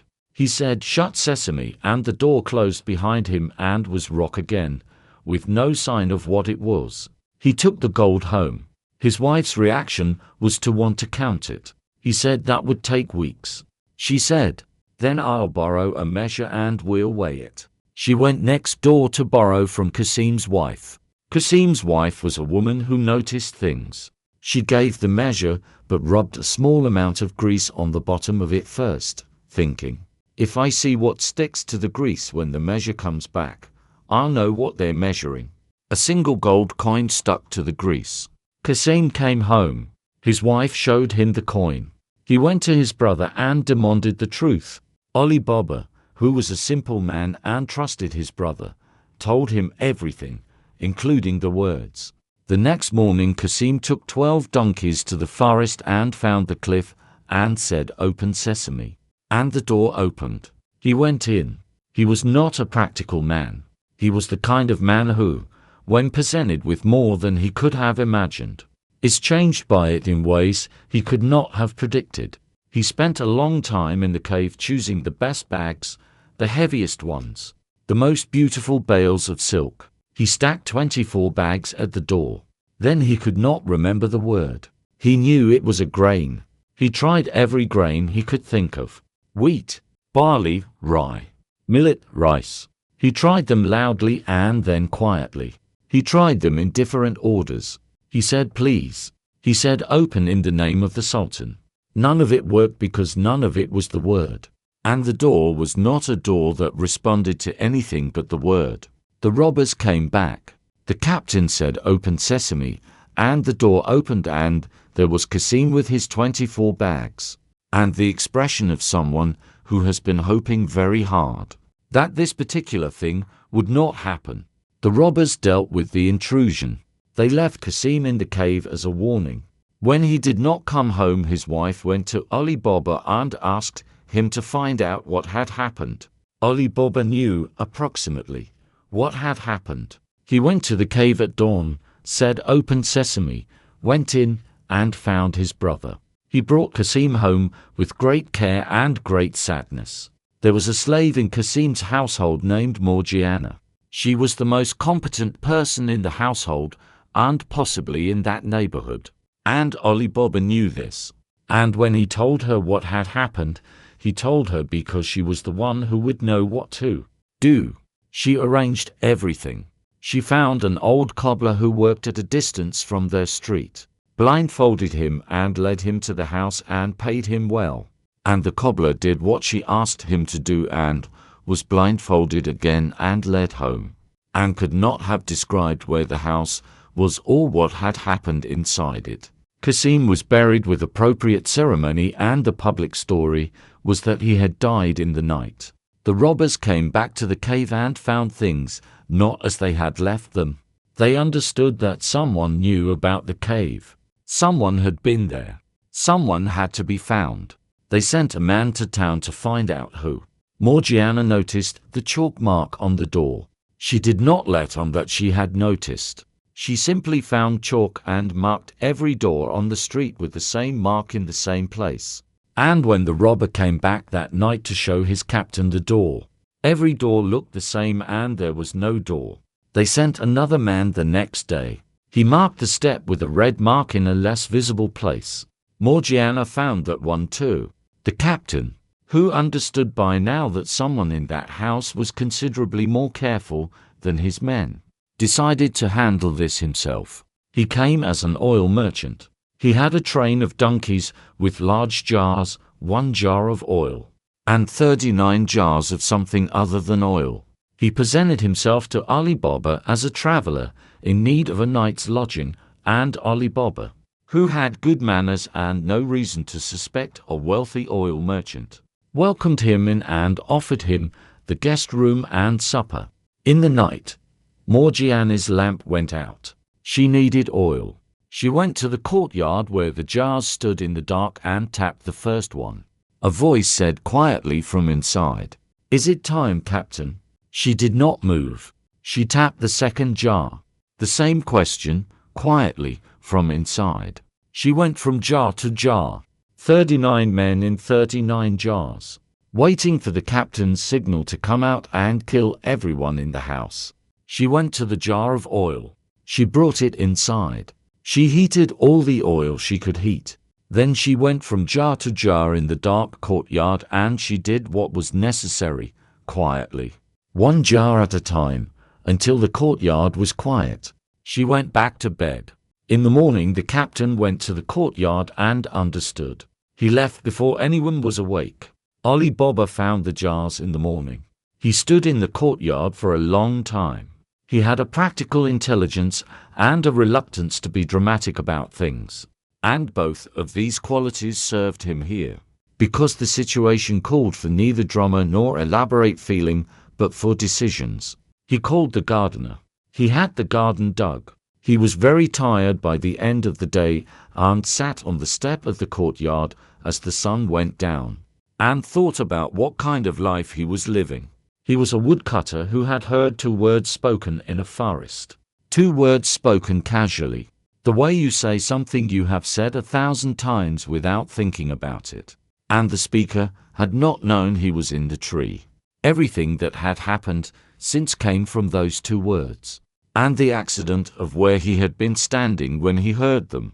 He had not sought any of it. He had not been prepared for any of it. He was a man with 3 donkeys and a market stall for firewood who had found a cave of gold. And the cave had brought him joy and also the persistent company of 40 men who wanted to kill him for knowing it existed. He thought about the word. He thought about the fact that 2 words were all that stood between ordinary life and the cave, and that the words were so simple, the name of a common grain, something you would buy in the market any morning, and that Kasim had forgotten them anyway. He thought about Morgiana. He had known Morgiana since she was a young girl in his brother's household. He had always known she was the most capable person in any room she occupied. And he had treated this knowledge the way people often treat the capabilities of people who are formally subordinate to them, which was as a convenience rather than an astonishment. It was only now, looking at the courtyard and the garden and the evidence of what she had prevented, that he understood the true size of what she had done, and what it meant about the world that such a person could spend her life as a slave. He went inside. The cave gave him enough. It continued to give him enough for the rest of his life, drawn on with the careful restraint of someone who understood that what you find, that you did not earn deserves particular care. He gave generously in the city. He arranged for Kasim's widow to have a comfortable establishment. He made sure the old cobbler, whose silence had been so important, received a gift each year. He was not a remarkable man in any way that people who did not know the cave's existence would have been able to articulate. He was modest and steady, and he went to the market most days and knew his neighbors. He helped when he could. He did not explain where the help came from. Morgiana, who became part of his household, continued to be exactly what she had been, the most attentive person in the room. The one who noticed the mark on the door while everyone else walked past it. The one who understood what a rain held on nothing meant before anyone had explained it. She lived a long time. She was very good at it. Ali Baba found the jars. He was very disturbed, even though the men in them had come to kill him. He buried them in the garden. The captain would come back. He always came back. But Morgiana would be there. The courtyard is quiet. The jars are still.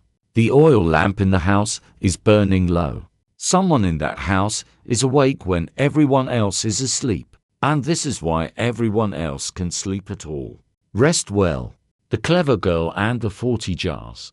The captain of the 40 thieves came back as a cloth merchant. He had a different beard and different clothes, and a different name and a different manner. And he rented a stall in the market near the stall where Ali Baba's son worked. Over weeks he became friendly with the son, and through the son with the family. And through the family, he was eventually invited to dinner. He accepted with what appeared to be gracious surprise. Ali Baba welcomed him. He had no reason to connect this particular cloth merchant with the oil merchant who had come and gone some months before, leaving behind 39 jars that were too heavy to move, and that Ali Baba had eventually managed to bury in the garden with the help of the gardener, who asked no questions.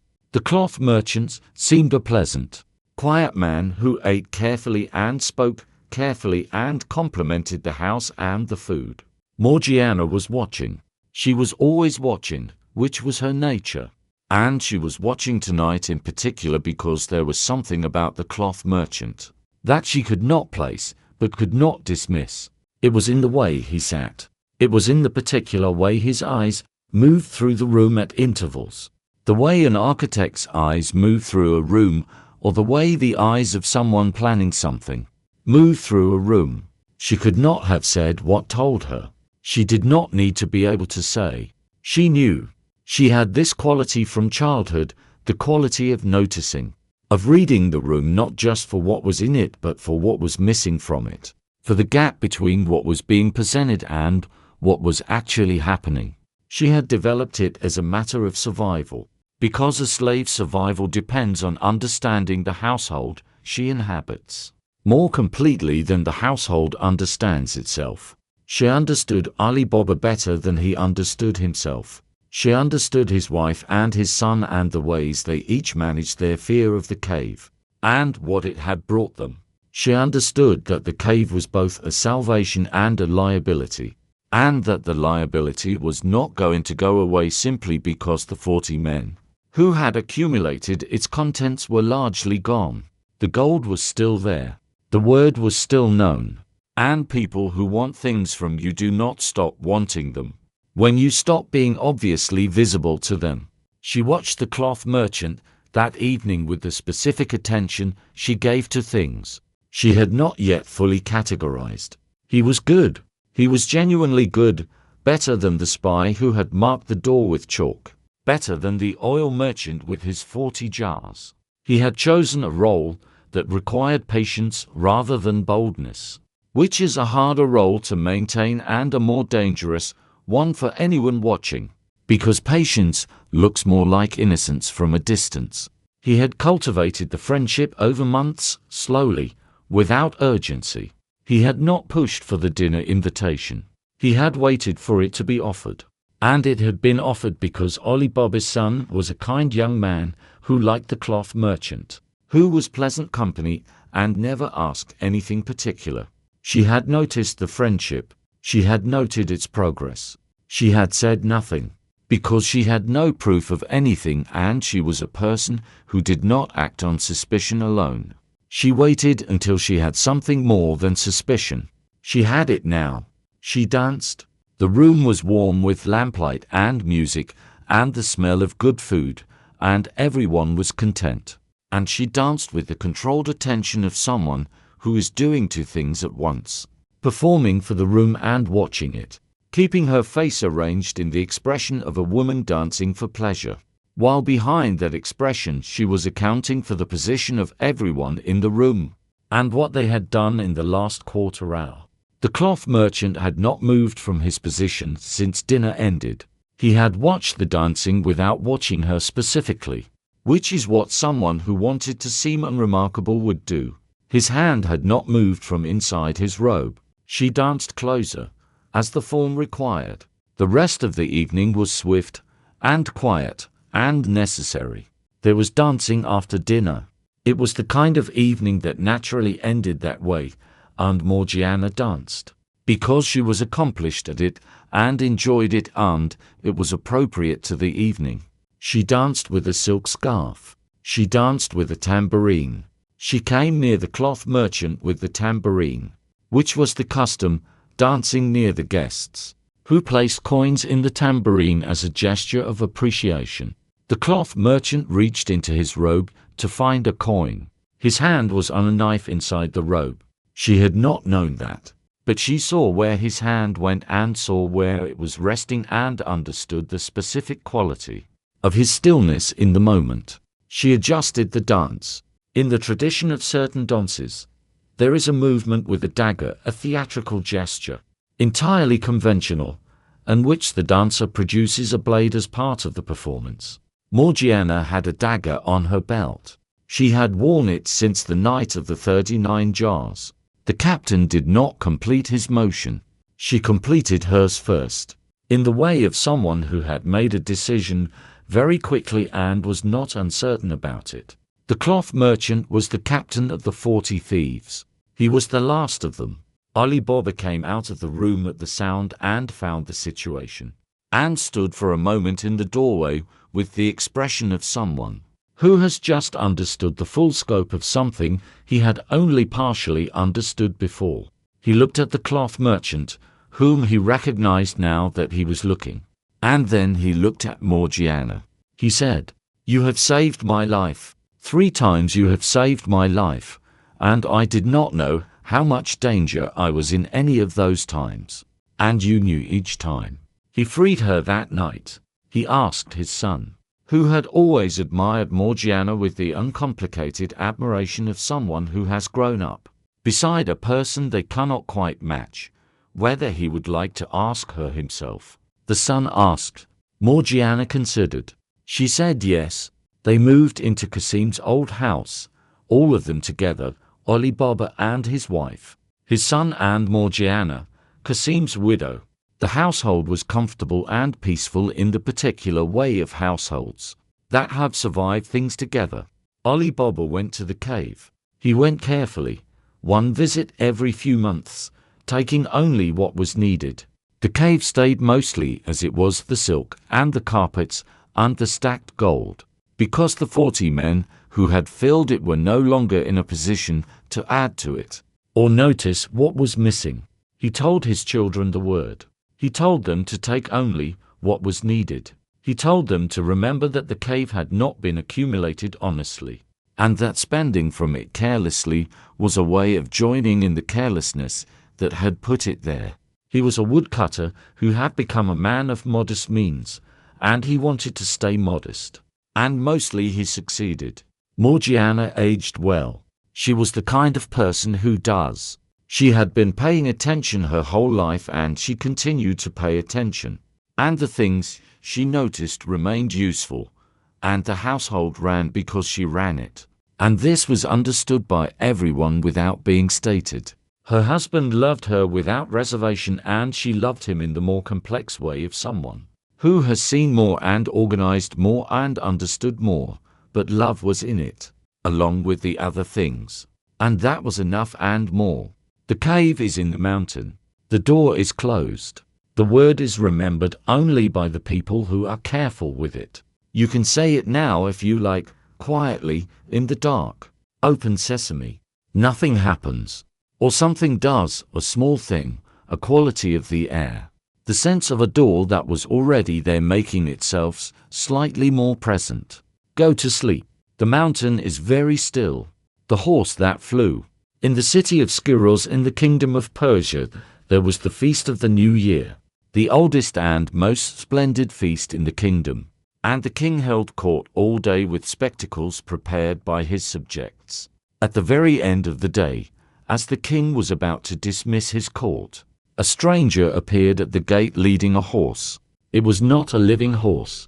It was made of ebony, dark as ink, its proportions exactly those of a fine Arabian stallion, its harness of silver and red coral, and it stood very still in the way that mechanical things stand still, with no breathing and no eye movement and no shifting of weight from foot to foot the way horses do. It was beautiful in the way that things made with extraordinary skill are beautiful, a beauty that makes you look for the flaw that proves it is real, and not find one. The stranger said, "Sire, I have a horse here that can fly." There was a murmur in the court. The king's son, Prince Firuz Shah, spoke sharply. If a horse could fly, why would a stranger bring it to court as a gift? What does he want? The stranger said, "In exchange for the horse, I ask the hand of the princess." The court laughed. The prince was angry. The king, who was a king who found himself interested in extraordinary things, and had not yet decided whether to be offended, said, "Show me." The stranger mounted the horse. He reached to the neck of the horse, near the left side of the saddle, and turned a small peg.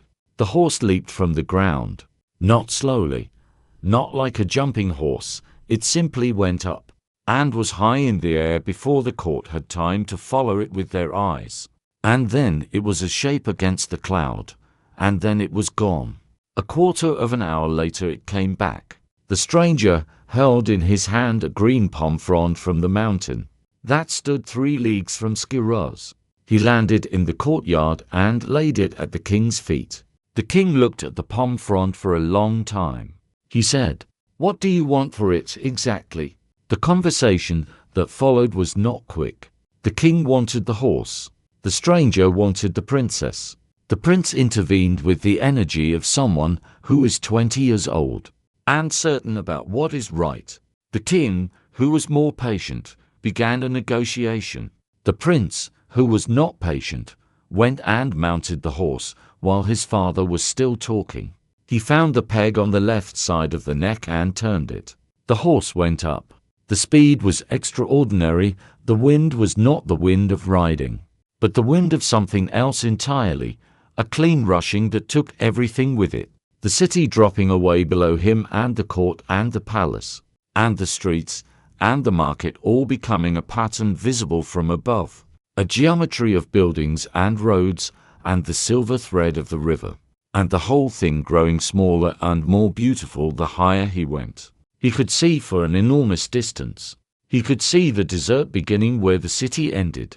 He could see the mountain from which the stranger had brought the palm frond, and other mountains beyond it, and what might be the sea on one horizon.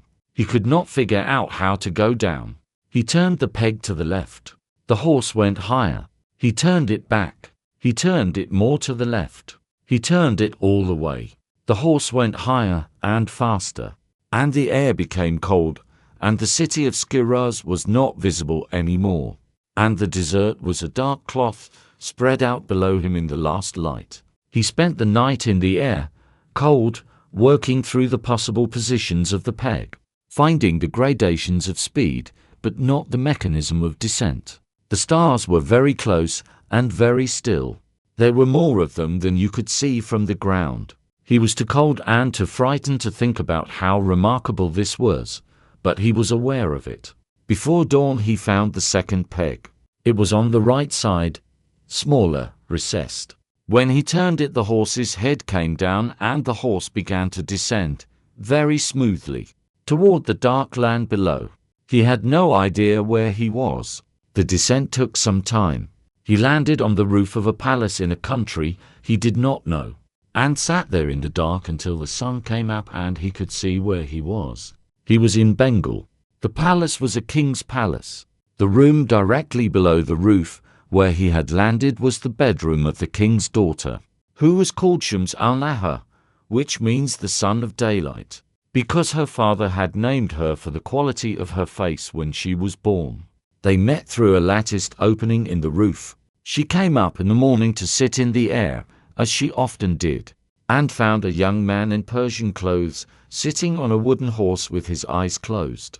And she stood for a moment looking at him before he opened his eyes. He explained where he had come from. She said that was not possible. He said he knew. He apologized for landing on her roof and explained that he had been trying to go down for several hours. She looked at the horse and said nothing for a while.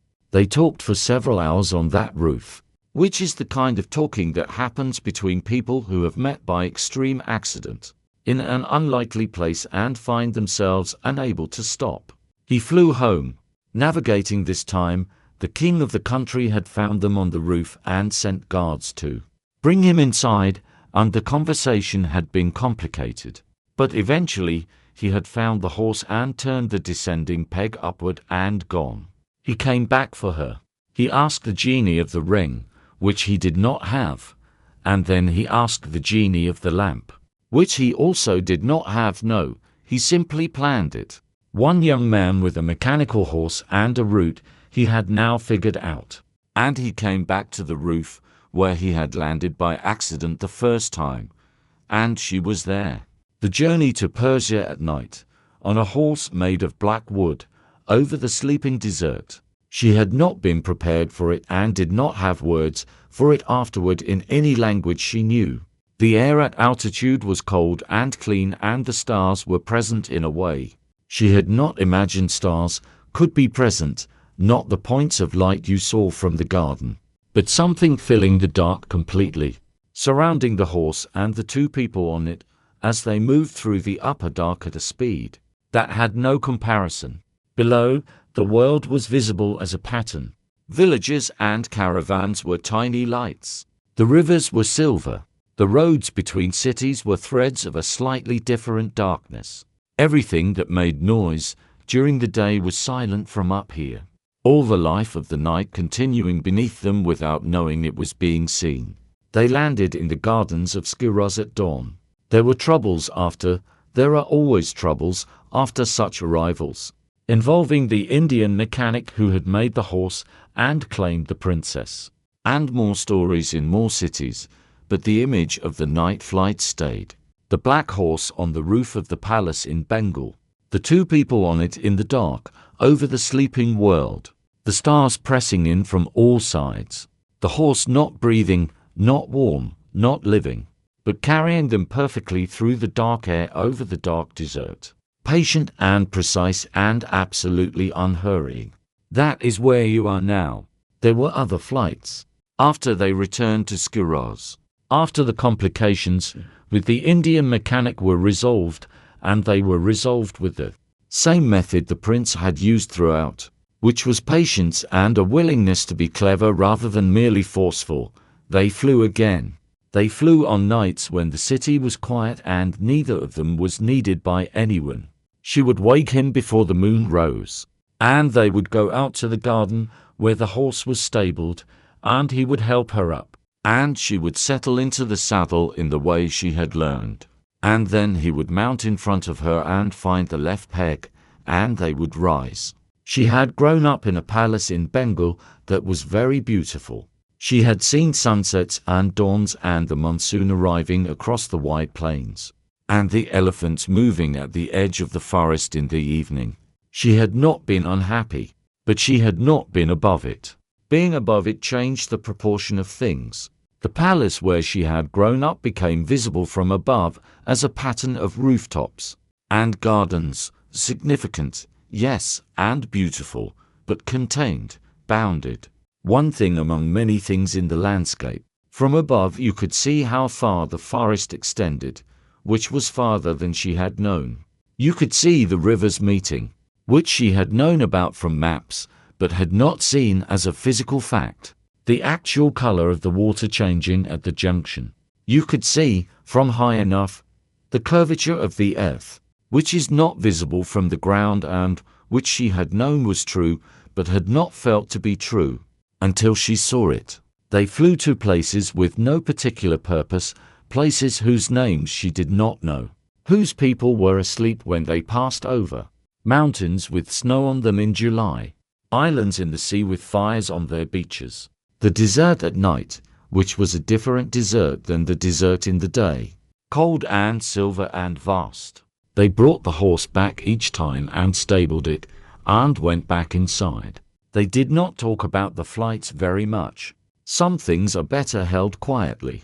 The horse stayed in the stable for the rest of its existence, which was a long time, because ebony doesn't rot. Occasionally someone who did not know what it was would look at it closely, trying to figure out how something made of wood could look so much like a horse. There was no good explanation for this except the one the Indian mechanic could have given, and did not have the opportunity to. It was built by someone who understood what a horse was. Very high, very dark, the stars all around. The world is far below and quiet and lit by small fires. Go slowly. There is no reason to hurry. The wife who ate only rice. The Caliph Harun al-Rashid sometimes walked through Baghdad in disguise. He did this because he was a caliph who understood that there are things a caliph cannot know. By staying in the palace. In the palace, people told him what they thought he wanted to hear. In the streets, they told each other what was actually true. He went out at night, usually in plain clothes, with his vizier and sometimes one other, and listened to the city the way you listen to a building, not for what it says, when addressed directly, but for what it says when it thinks no one is listening. He collected stories on these walks, not as a hobby, but as a method, as information about what life was actually like in the city he governed, gathered in the way that information gathered from the source. is different from information gathered through messengers.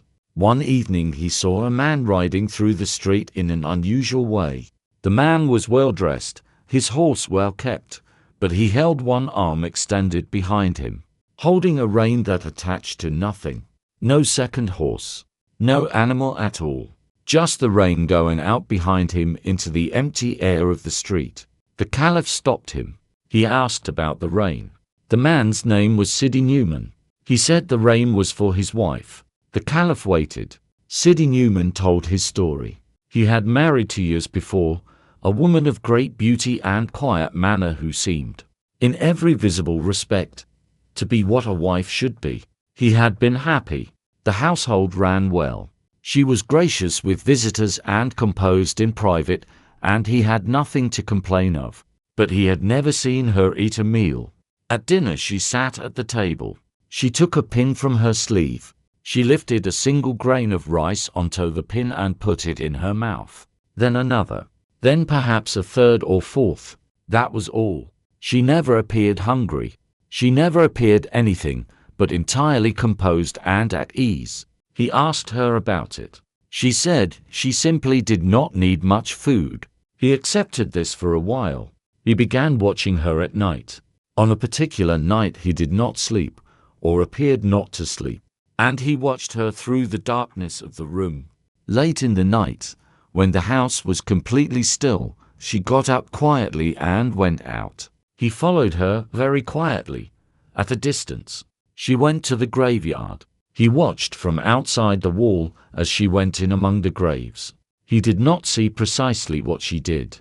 He saw enough to understand the general nature of it, which was that she ate there, in the graveyard in the dark, things that were not rice and were not food in any ordinary sense. He came home before her. He lay in the bed as though he had not moved. The next day he said something to her. He could not stop himself. He told her he had been watching. She looked at him for a moment. Then she reached out and touched his face with both hands, gently, and spoke a few words over him. He fell asleep, where he stood and did not wake until the next morning, lying in the street outside his house with no clear memory of how he had gotten there. This happened again the next time he said anything. He would wake in the street with his neighbors looking at him, and no memory of how he had arrived outside. He understood that there was nothing he could say to her inside the house that would not result in him waking in the street. He went to a woman who lived on the other side of the city, who was not exactly a witch, but whose knowledge of certain things was not available through ordinary channels. She was an elderly woman who kept books and listened carefully and asked good questions. She heard his story. She gave him a word, just one word. He went home. That evening, at dinner, his wife began to take up a grain of rice on the pin, and he said the word. His wife stopped mid-motion. She looked at him. He said the second word the old woman had given him. The second word was the hinge of the transformation. His wife became a horse. Not through any visible process. There was no slow change or dramatic moment. Simply a different situation than the one that had been there before. She was a horse, and she was in the room, and the rice was on the floor, and the pin was on the floor. He rode her every day. He rode her carefully. He did not mistreat her, because he was a man who was not cruel by nature, and because the old woman had been specific about what the transformation required to remain stable.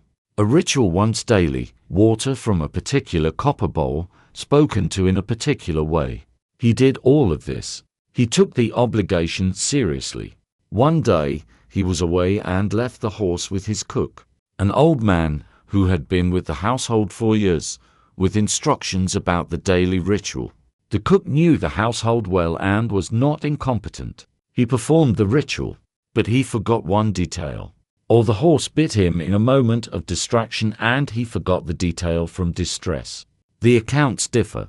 He threw the remaining water at the horse in frustration. In the courtyard, a woman, not the same woman exactly, she was changed by the reversal in ways that did not entirely reverse. She was herself, but as if seen through slightly different glass. She looked at the cook. The cook became a dog. He was sitting in the courtyard in the place where he had been standing, looking at the new situation with the expression of an old man who has just become a dog and is still working out what this means. Sidney Newman came home. He looked at the woman, whom he recognized. He looked at the dog, whom he also recognized. He had a reasonably clear idea of what had happened. He sat down on the step and looked at the courtyard for a while. The dog looked back at him. It was the dog form of his old cook, who had served in the household for 30 years, who had had opinions about the proper way to roast meat, and strong feelings about the timing of certain sauces, and who was now sitting in the courtyard, looking at him with the specific expression of an old man, who has become a dog and is not finding it easy.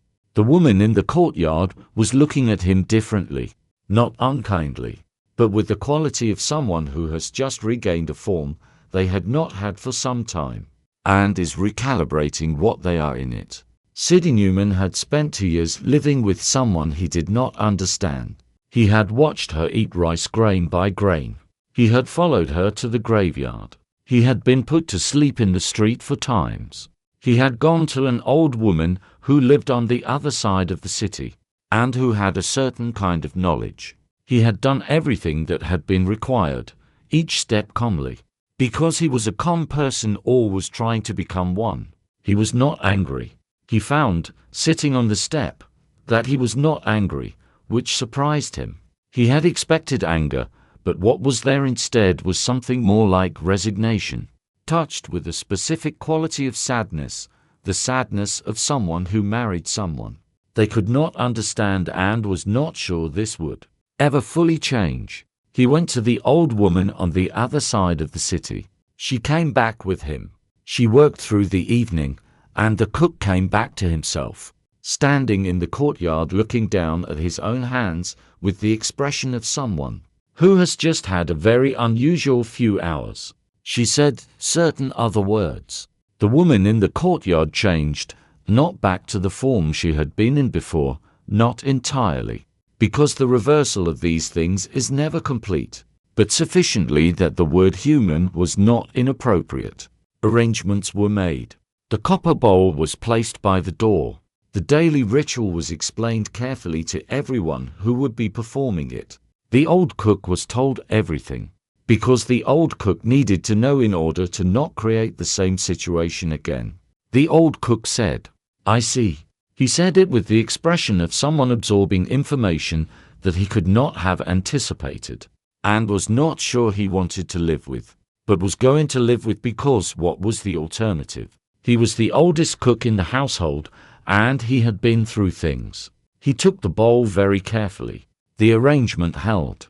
He went back to the old woman on the other side of the city. She saw the situation and said there were things she could do. She came to the house and performed what needed to be performed, and the cook came back to himself, and the household arrived at an arrangement that is not exactly described in the telling. Only that things were arranged, and the household continued, and the copper bowl was handled with great care from that point forward, every day, without exception. The Caliph, who had been listening to all of this on a street corner late at night in a plain coat, remained quiet for some time afterward. He said, "Your story is certainly one of the more extraordinary things I have heard this year, which for me is saying something." He went home by a longer route than necessary and thought about what kind of knowledge the old woman possessed and whether it could be used in any official capacity, and concluded that it probably could not. He wrote the story down in the journal he kept for these walks. The horse is in the stable. The copper bowl is by the door. The old cook is making tea in the kitchen and seems entirely like himself. If you do not look closely, the night is very still. The city is sleeping. Not everyone in it is what they appear to be, but they are sleeping now, and so the difference does not matter. Sleep. The physician and the king. In the country of Zuman in Persia, there was a king who suffered from leprosy, and who had been suffering from it for many years. And for many years his physicians, had tried everything they knew and nothing had worked. Then a physician arrived from a distant country. His name was Douban.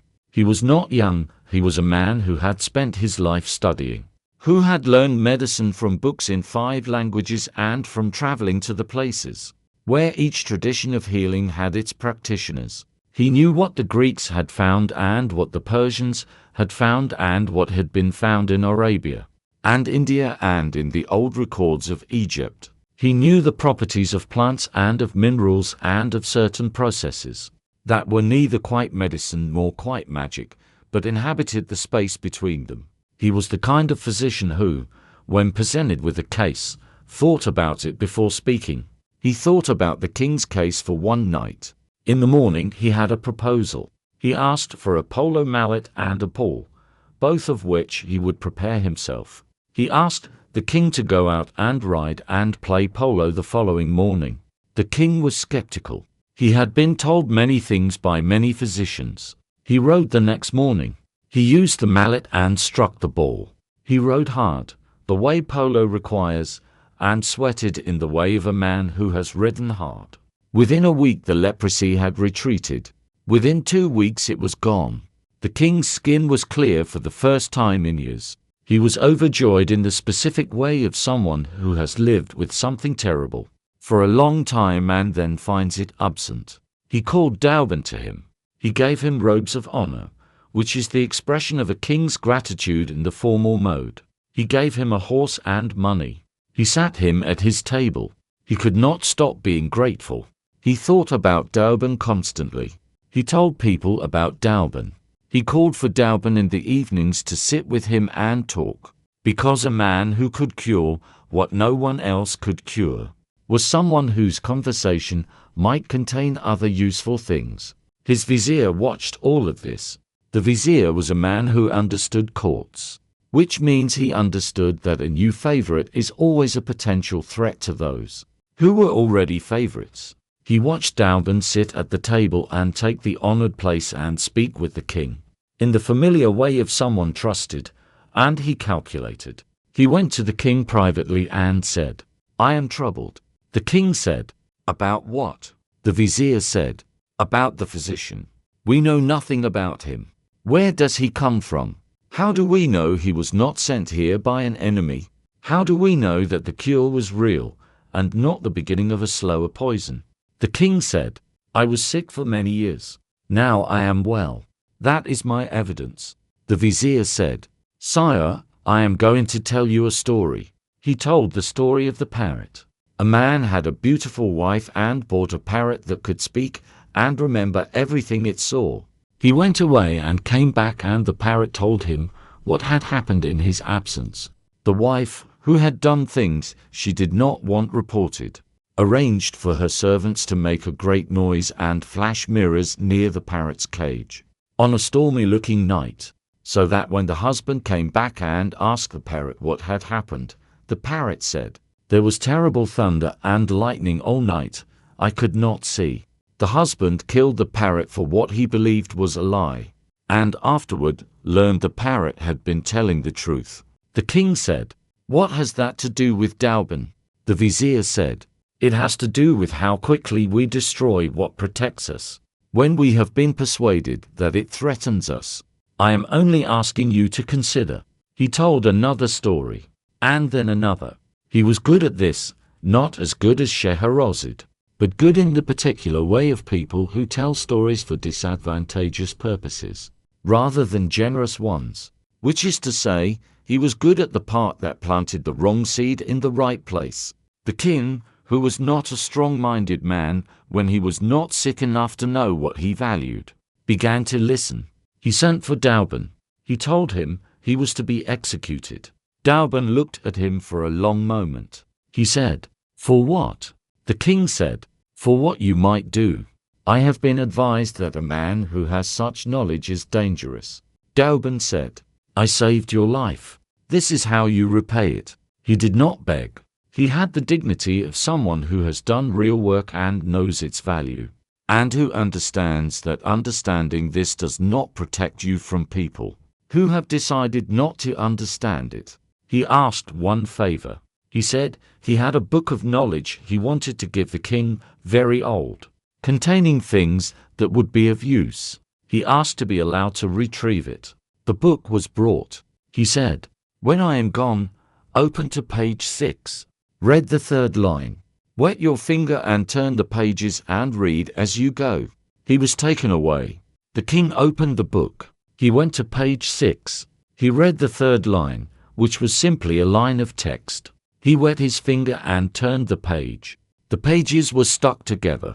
He wet his finger again. He turned another page. He began to feel and whirl before he understood what was happening.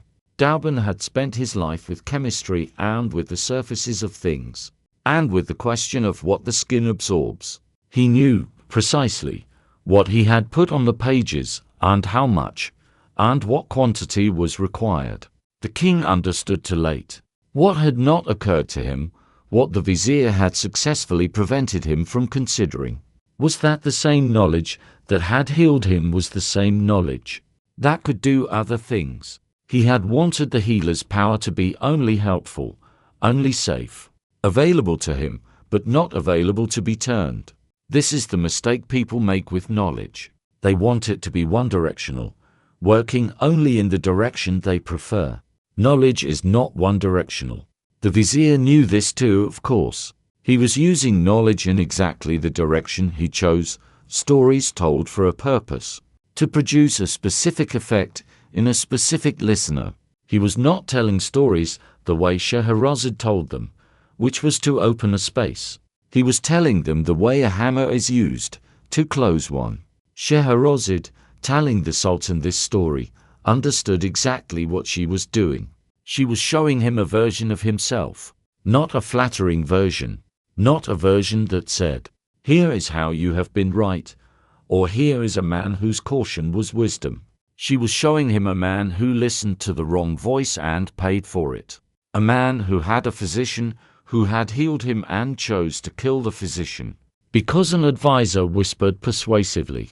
She was showing him the shape of the mistake without saying, "This is your shape." She was showing him the mirror without pointing at the reflection.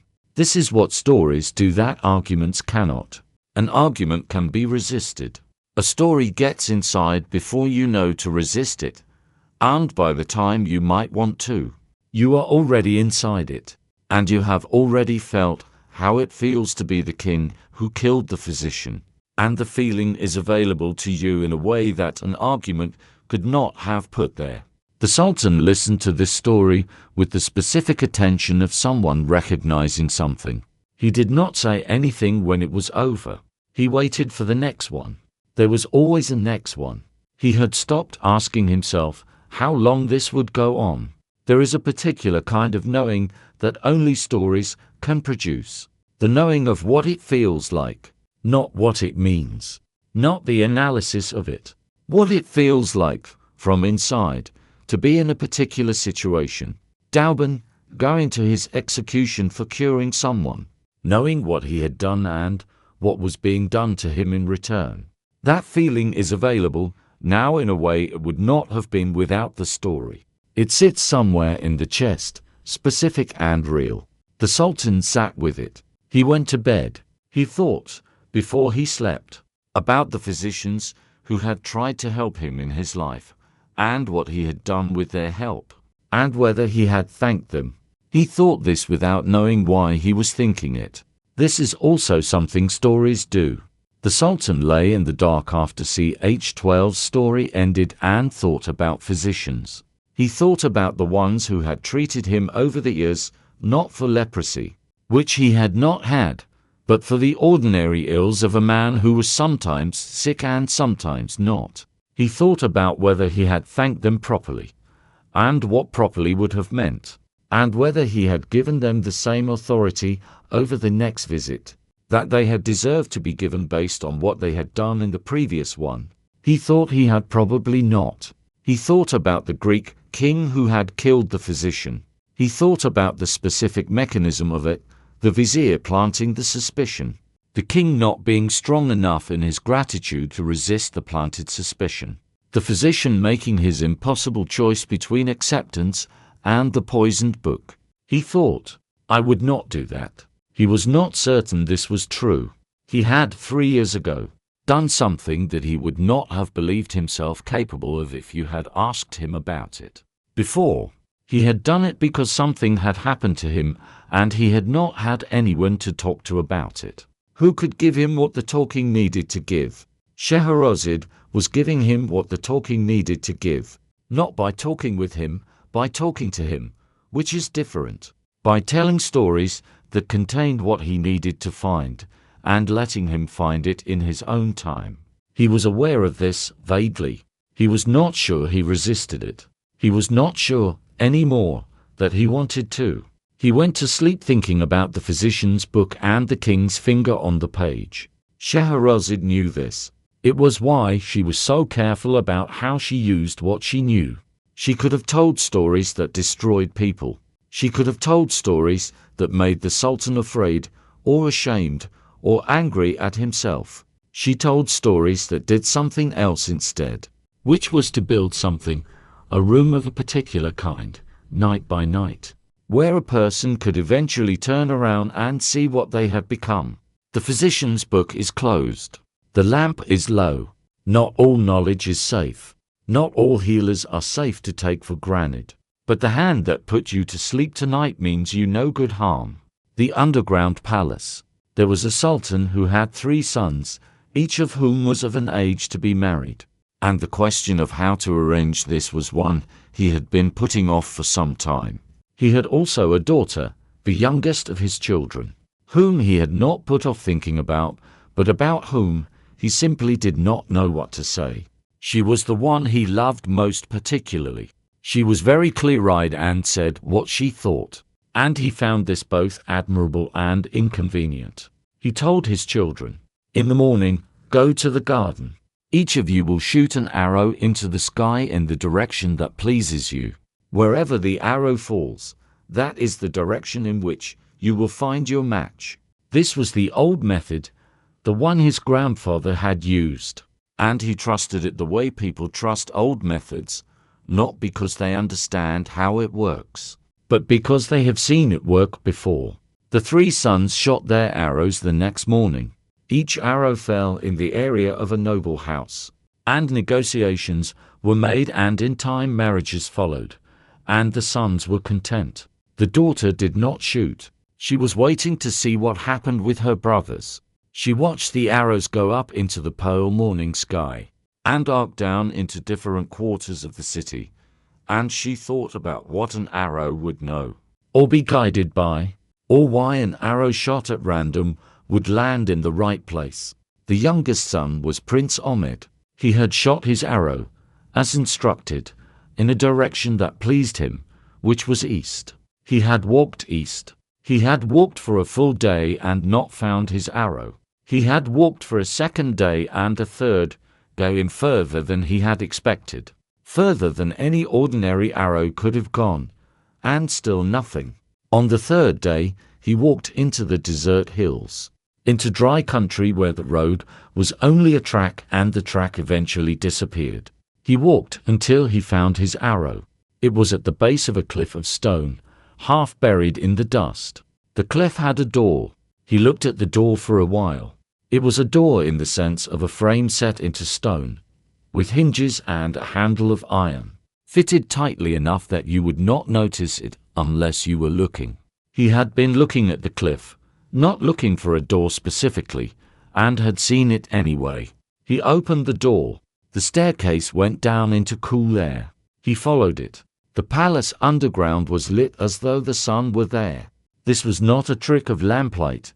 The quality of the light was daytime light, warm and comprehensive, illuminating everything without casting shadows in the way that lamps cast shadows. He would learn that this was one of the things the fairy world understood, that the surface world did not, how to make light that was not borrowed from fire.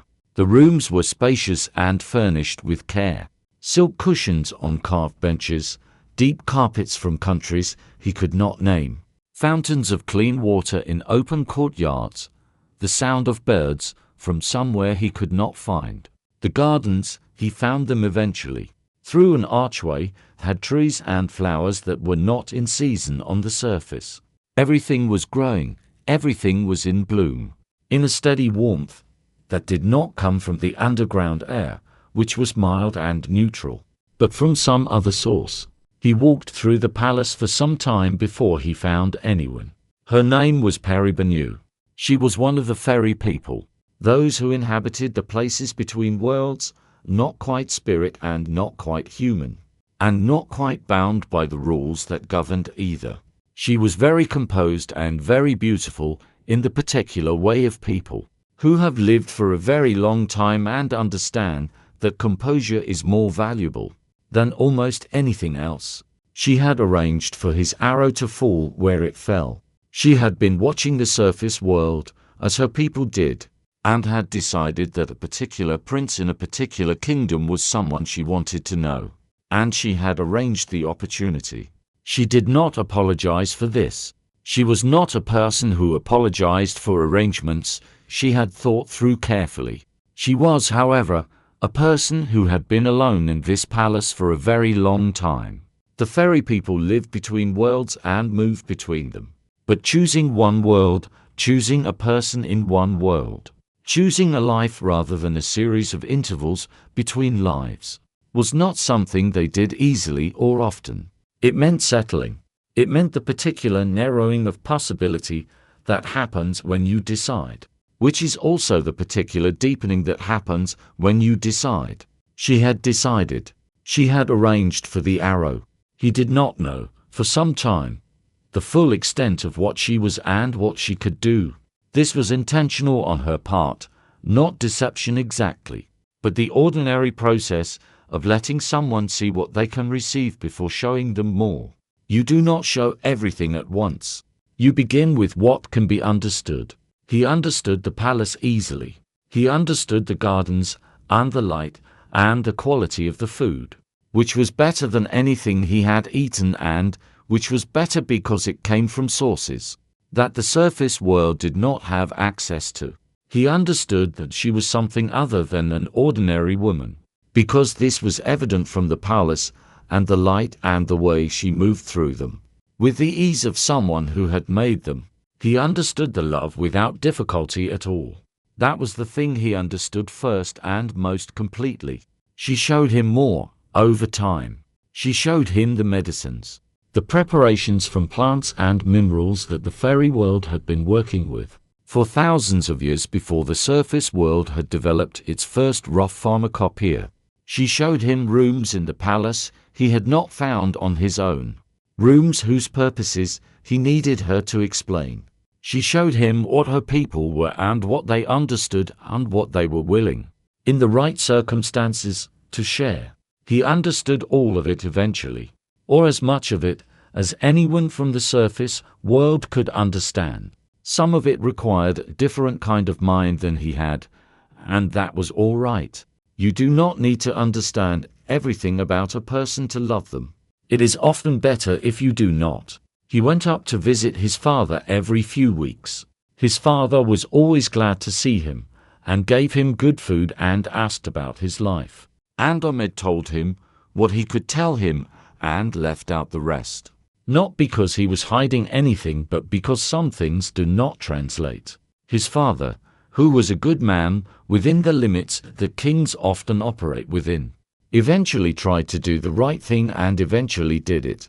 This is not always the ending, but it is the ending of this story.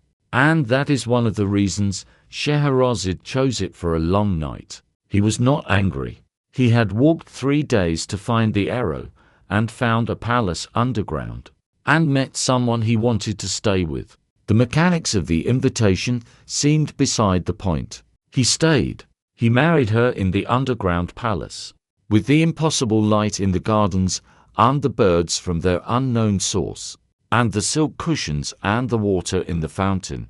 And he was happy in a way that he had not known was available to him. He went up to visit his father. He brought gifts when he came. He brought medicines from the fairy stores, remedies for things that the surface world's physicians had given up on, preparations made from ingredients that did not grow on the surface, compounded in ways that the fairy people had understood for much longer than medicine had existed. The Sultan was grateful and his physicians were bewildered. He asked where the medicines came from. Ahmed said, "From my wife, who lives nearby." The Sultan's advisors grew interested in the nearby wife with the impossible medicines. They began to suggest, in the careful way of advisors, that a son who appeared with miraculous remedies from an unknown and unseen wife might be a son who was building resources for a purpose. What purpose? Well, there were reasons a prince might build resources. The Sultan, who loved his son, but was not unaffected by advisors who kept talking, began to ask Ahmed for larger things.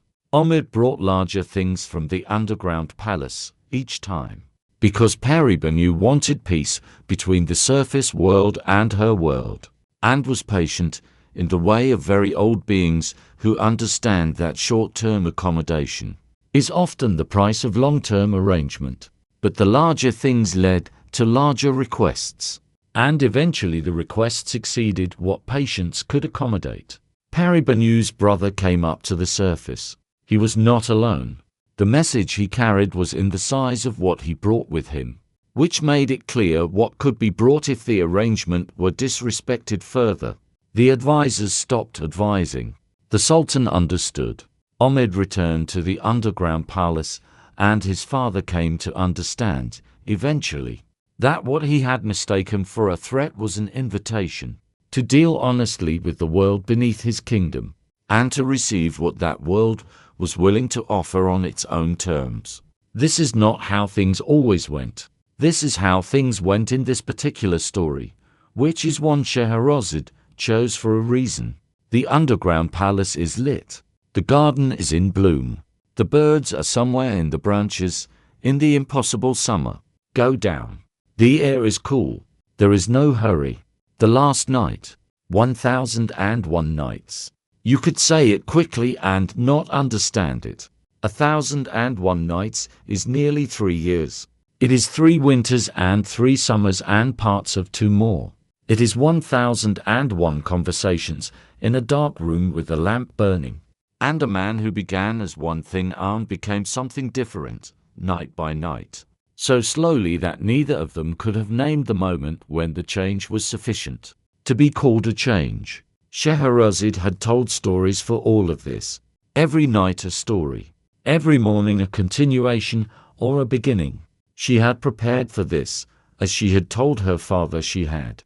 And the preparation had been enough. She had not run out. She had not repeated herself. She had not told the same story in a way that could be recognized as the same story. She had told stories about merchants and fishermen and kings and physicians and jennies and slaves, and people who went underground and people who flew on horses and people who sat on thrones made of marble and people who ate rice, 1 grain at a time. She had told stories that were contained in other stories, like lamps inside lanterns. She had told stories about storytelling. She had told stories about what stories do and could not tell those stories without doing the thing she was describing, because that was the nature of the kind of story she told. The Sultan had listened. He had not planned to listen. On the first night he had thought, "I will hear the end of this story, and then I will do what I have been doing." On the second night the same. On the 100th night he was not thinking about what came after. He was thinking about what came next in the story, which is a different kind of thinking. And he could feel the difference, but could not have explained it. At some point, he could not have said when he stopped thinking about the morning. He had become, without deciding to, a different kind of listener than he had been. Not a gentleman, not exactly. He was still a sultan, still capable of the things sultans were capable of. But something that had been locked in a particular configuration inside him had been exposed, over the course of 1001 nights, to a sustained warmth, and had relaxed. Not dissolved. Relaxed. Scheherazade stopped. It was not in the middle of a story. She reached the end of what she had. Genuinely, the stories that she had been collecting and sorting and saving for exactly this did not end dramatically, but simply concluded. The last one finishing on a note that was like an exhale, a sentence that did not demand continuation. She stopped. The room was quiet. She brought her children in. She had had 3 children during this time. 3 children who had been born in the palace during the 1001 Nights, who had been raised by nursemaids and had come to know their father only from the distance, at which sultans are usually known. She brought them in and stood with the youngest in her arms and looked at the sultan. She said, "Sire, these are your children. I ask, for their sake and for the sake of the city and for what these nights have been, that you spare my life." There are different accounts of how the sultan received this. In some he wept.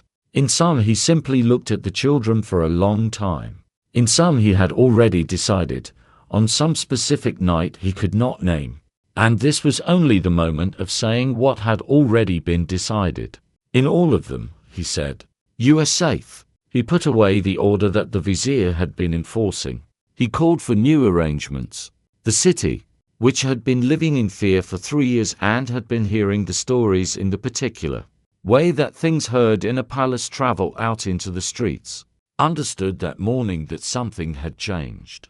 Before any announcement was made, cities feel things before they are told. The particular quality of the air was different. Scheherazade kept the lamp. She did not keep it as a memento or because she was superstitious. She kept it because she was a woman who understood objects and what they carried. And this lamp had been in the room on the first night when everything depended on whether she could find the right beginning. And it had been there on every subsequent night. And it had a history now that made it more than a lamp. She lived a long life. She had more children. She continued to read and to collect stories, not because she needed more, she had enough now. She had survived. But because collecting stories is the kind of thing you do not stop doing once you have started, any more than you stop breathing once you have started. The Sultan lived a long life also.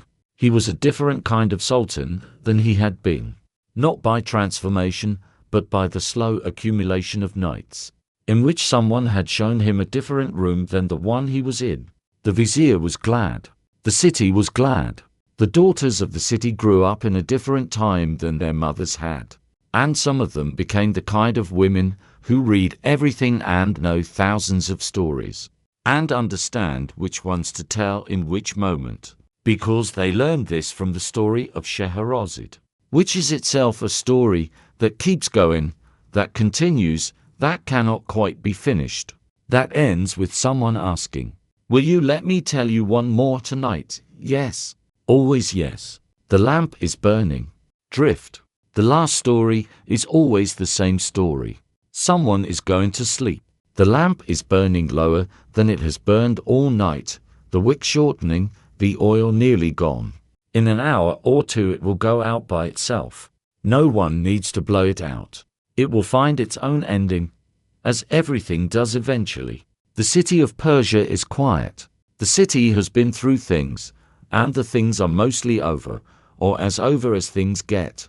The Sultan is asleep. His children are asleep. The vizier's sons are asleep. The guards at the gate are standing, but standing is its own kind of sleep, familiar enough that you can be almost completely asleep and still be standing in it. Scheherazade is awake. She is often awake when everyone else is asleep. She was awake on the first night, waiting with the lamp lit and the stories arranged in the order she had decided on. She was awake on the 101st night, in the middle of the long middle of the project, when it was no longer the beginning and not yet the end and nothing was certain. She was awake on the 1001st night, when the last story had finally ended and the room was quiet, in a way it had not been quiet before. She is awake now because the quiet is still unfamiliar to her. The way the absence of something you have been carrying for a long time feels strange after you put it down. She is awake because she spent 3 years listening to her own voice in the dark, and listening to the Sultan's breathing change, and listening to the city outside the window. And she is not sure yet what quiet is without those three sounds. She sits with the lamp. Let the palace walls dissolve now. Let the lamp go out gradually, the way lamps go out, not all at once but by degrees. The flame getting smaller and quieter until it is not a flame anymore, but a warm point of light. And then even that grows small. The courtyard fountain is making its sound in the dark. The guards are still at the gate, but they are not worried. The city is quiet. The desert beyond the city is more quiet. The stars over the desert are very many and very still. Somewhere in the hills a door in a cliff stands open. The underground palace is lit by its impossible light, and the gardens are growing. And the figure of someone sleeping in the cool alabaster room is breathing slowly. Somewhere a brass jar lies on a shelf in a fisherman's house near the shore. The seal is intact. Somewhere a black horse stands in a stable, its ebony flanks still, its silver harness hanging on the wall. It is not flying now. It is very still. All the lamps in the palace have gone out except one, very far away, very small. It is the one in the room where the stories are kept. It stays lit. These things like to stay lit. You are already asleep. The voice is becoming the sound of the courtyard fountain, and then the sound of the desert wind, and then the sound of nothing in particular, the general sound of night, which is not silence, but a kind of breathing, a deep and patient sound that has been going on longer than any story and will go on long. After this one ends, let it carry you. The lamp is burning. Sleep well.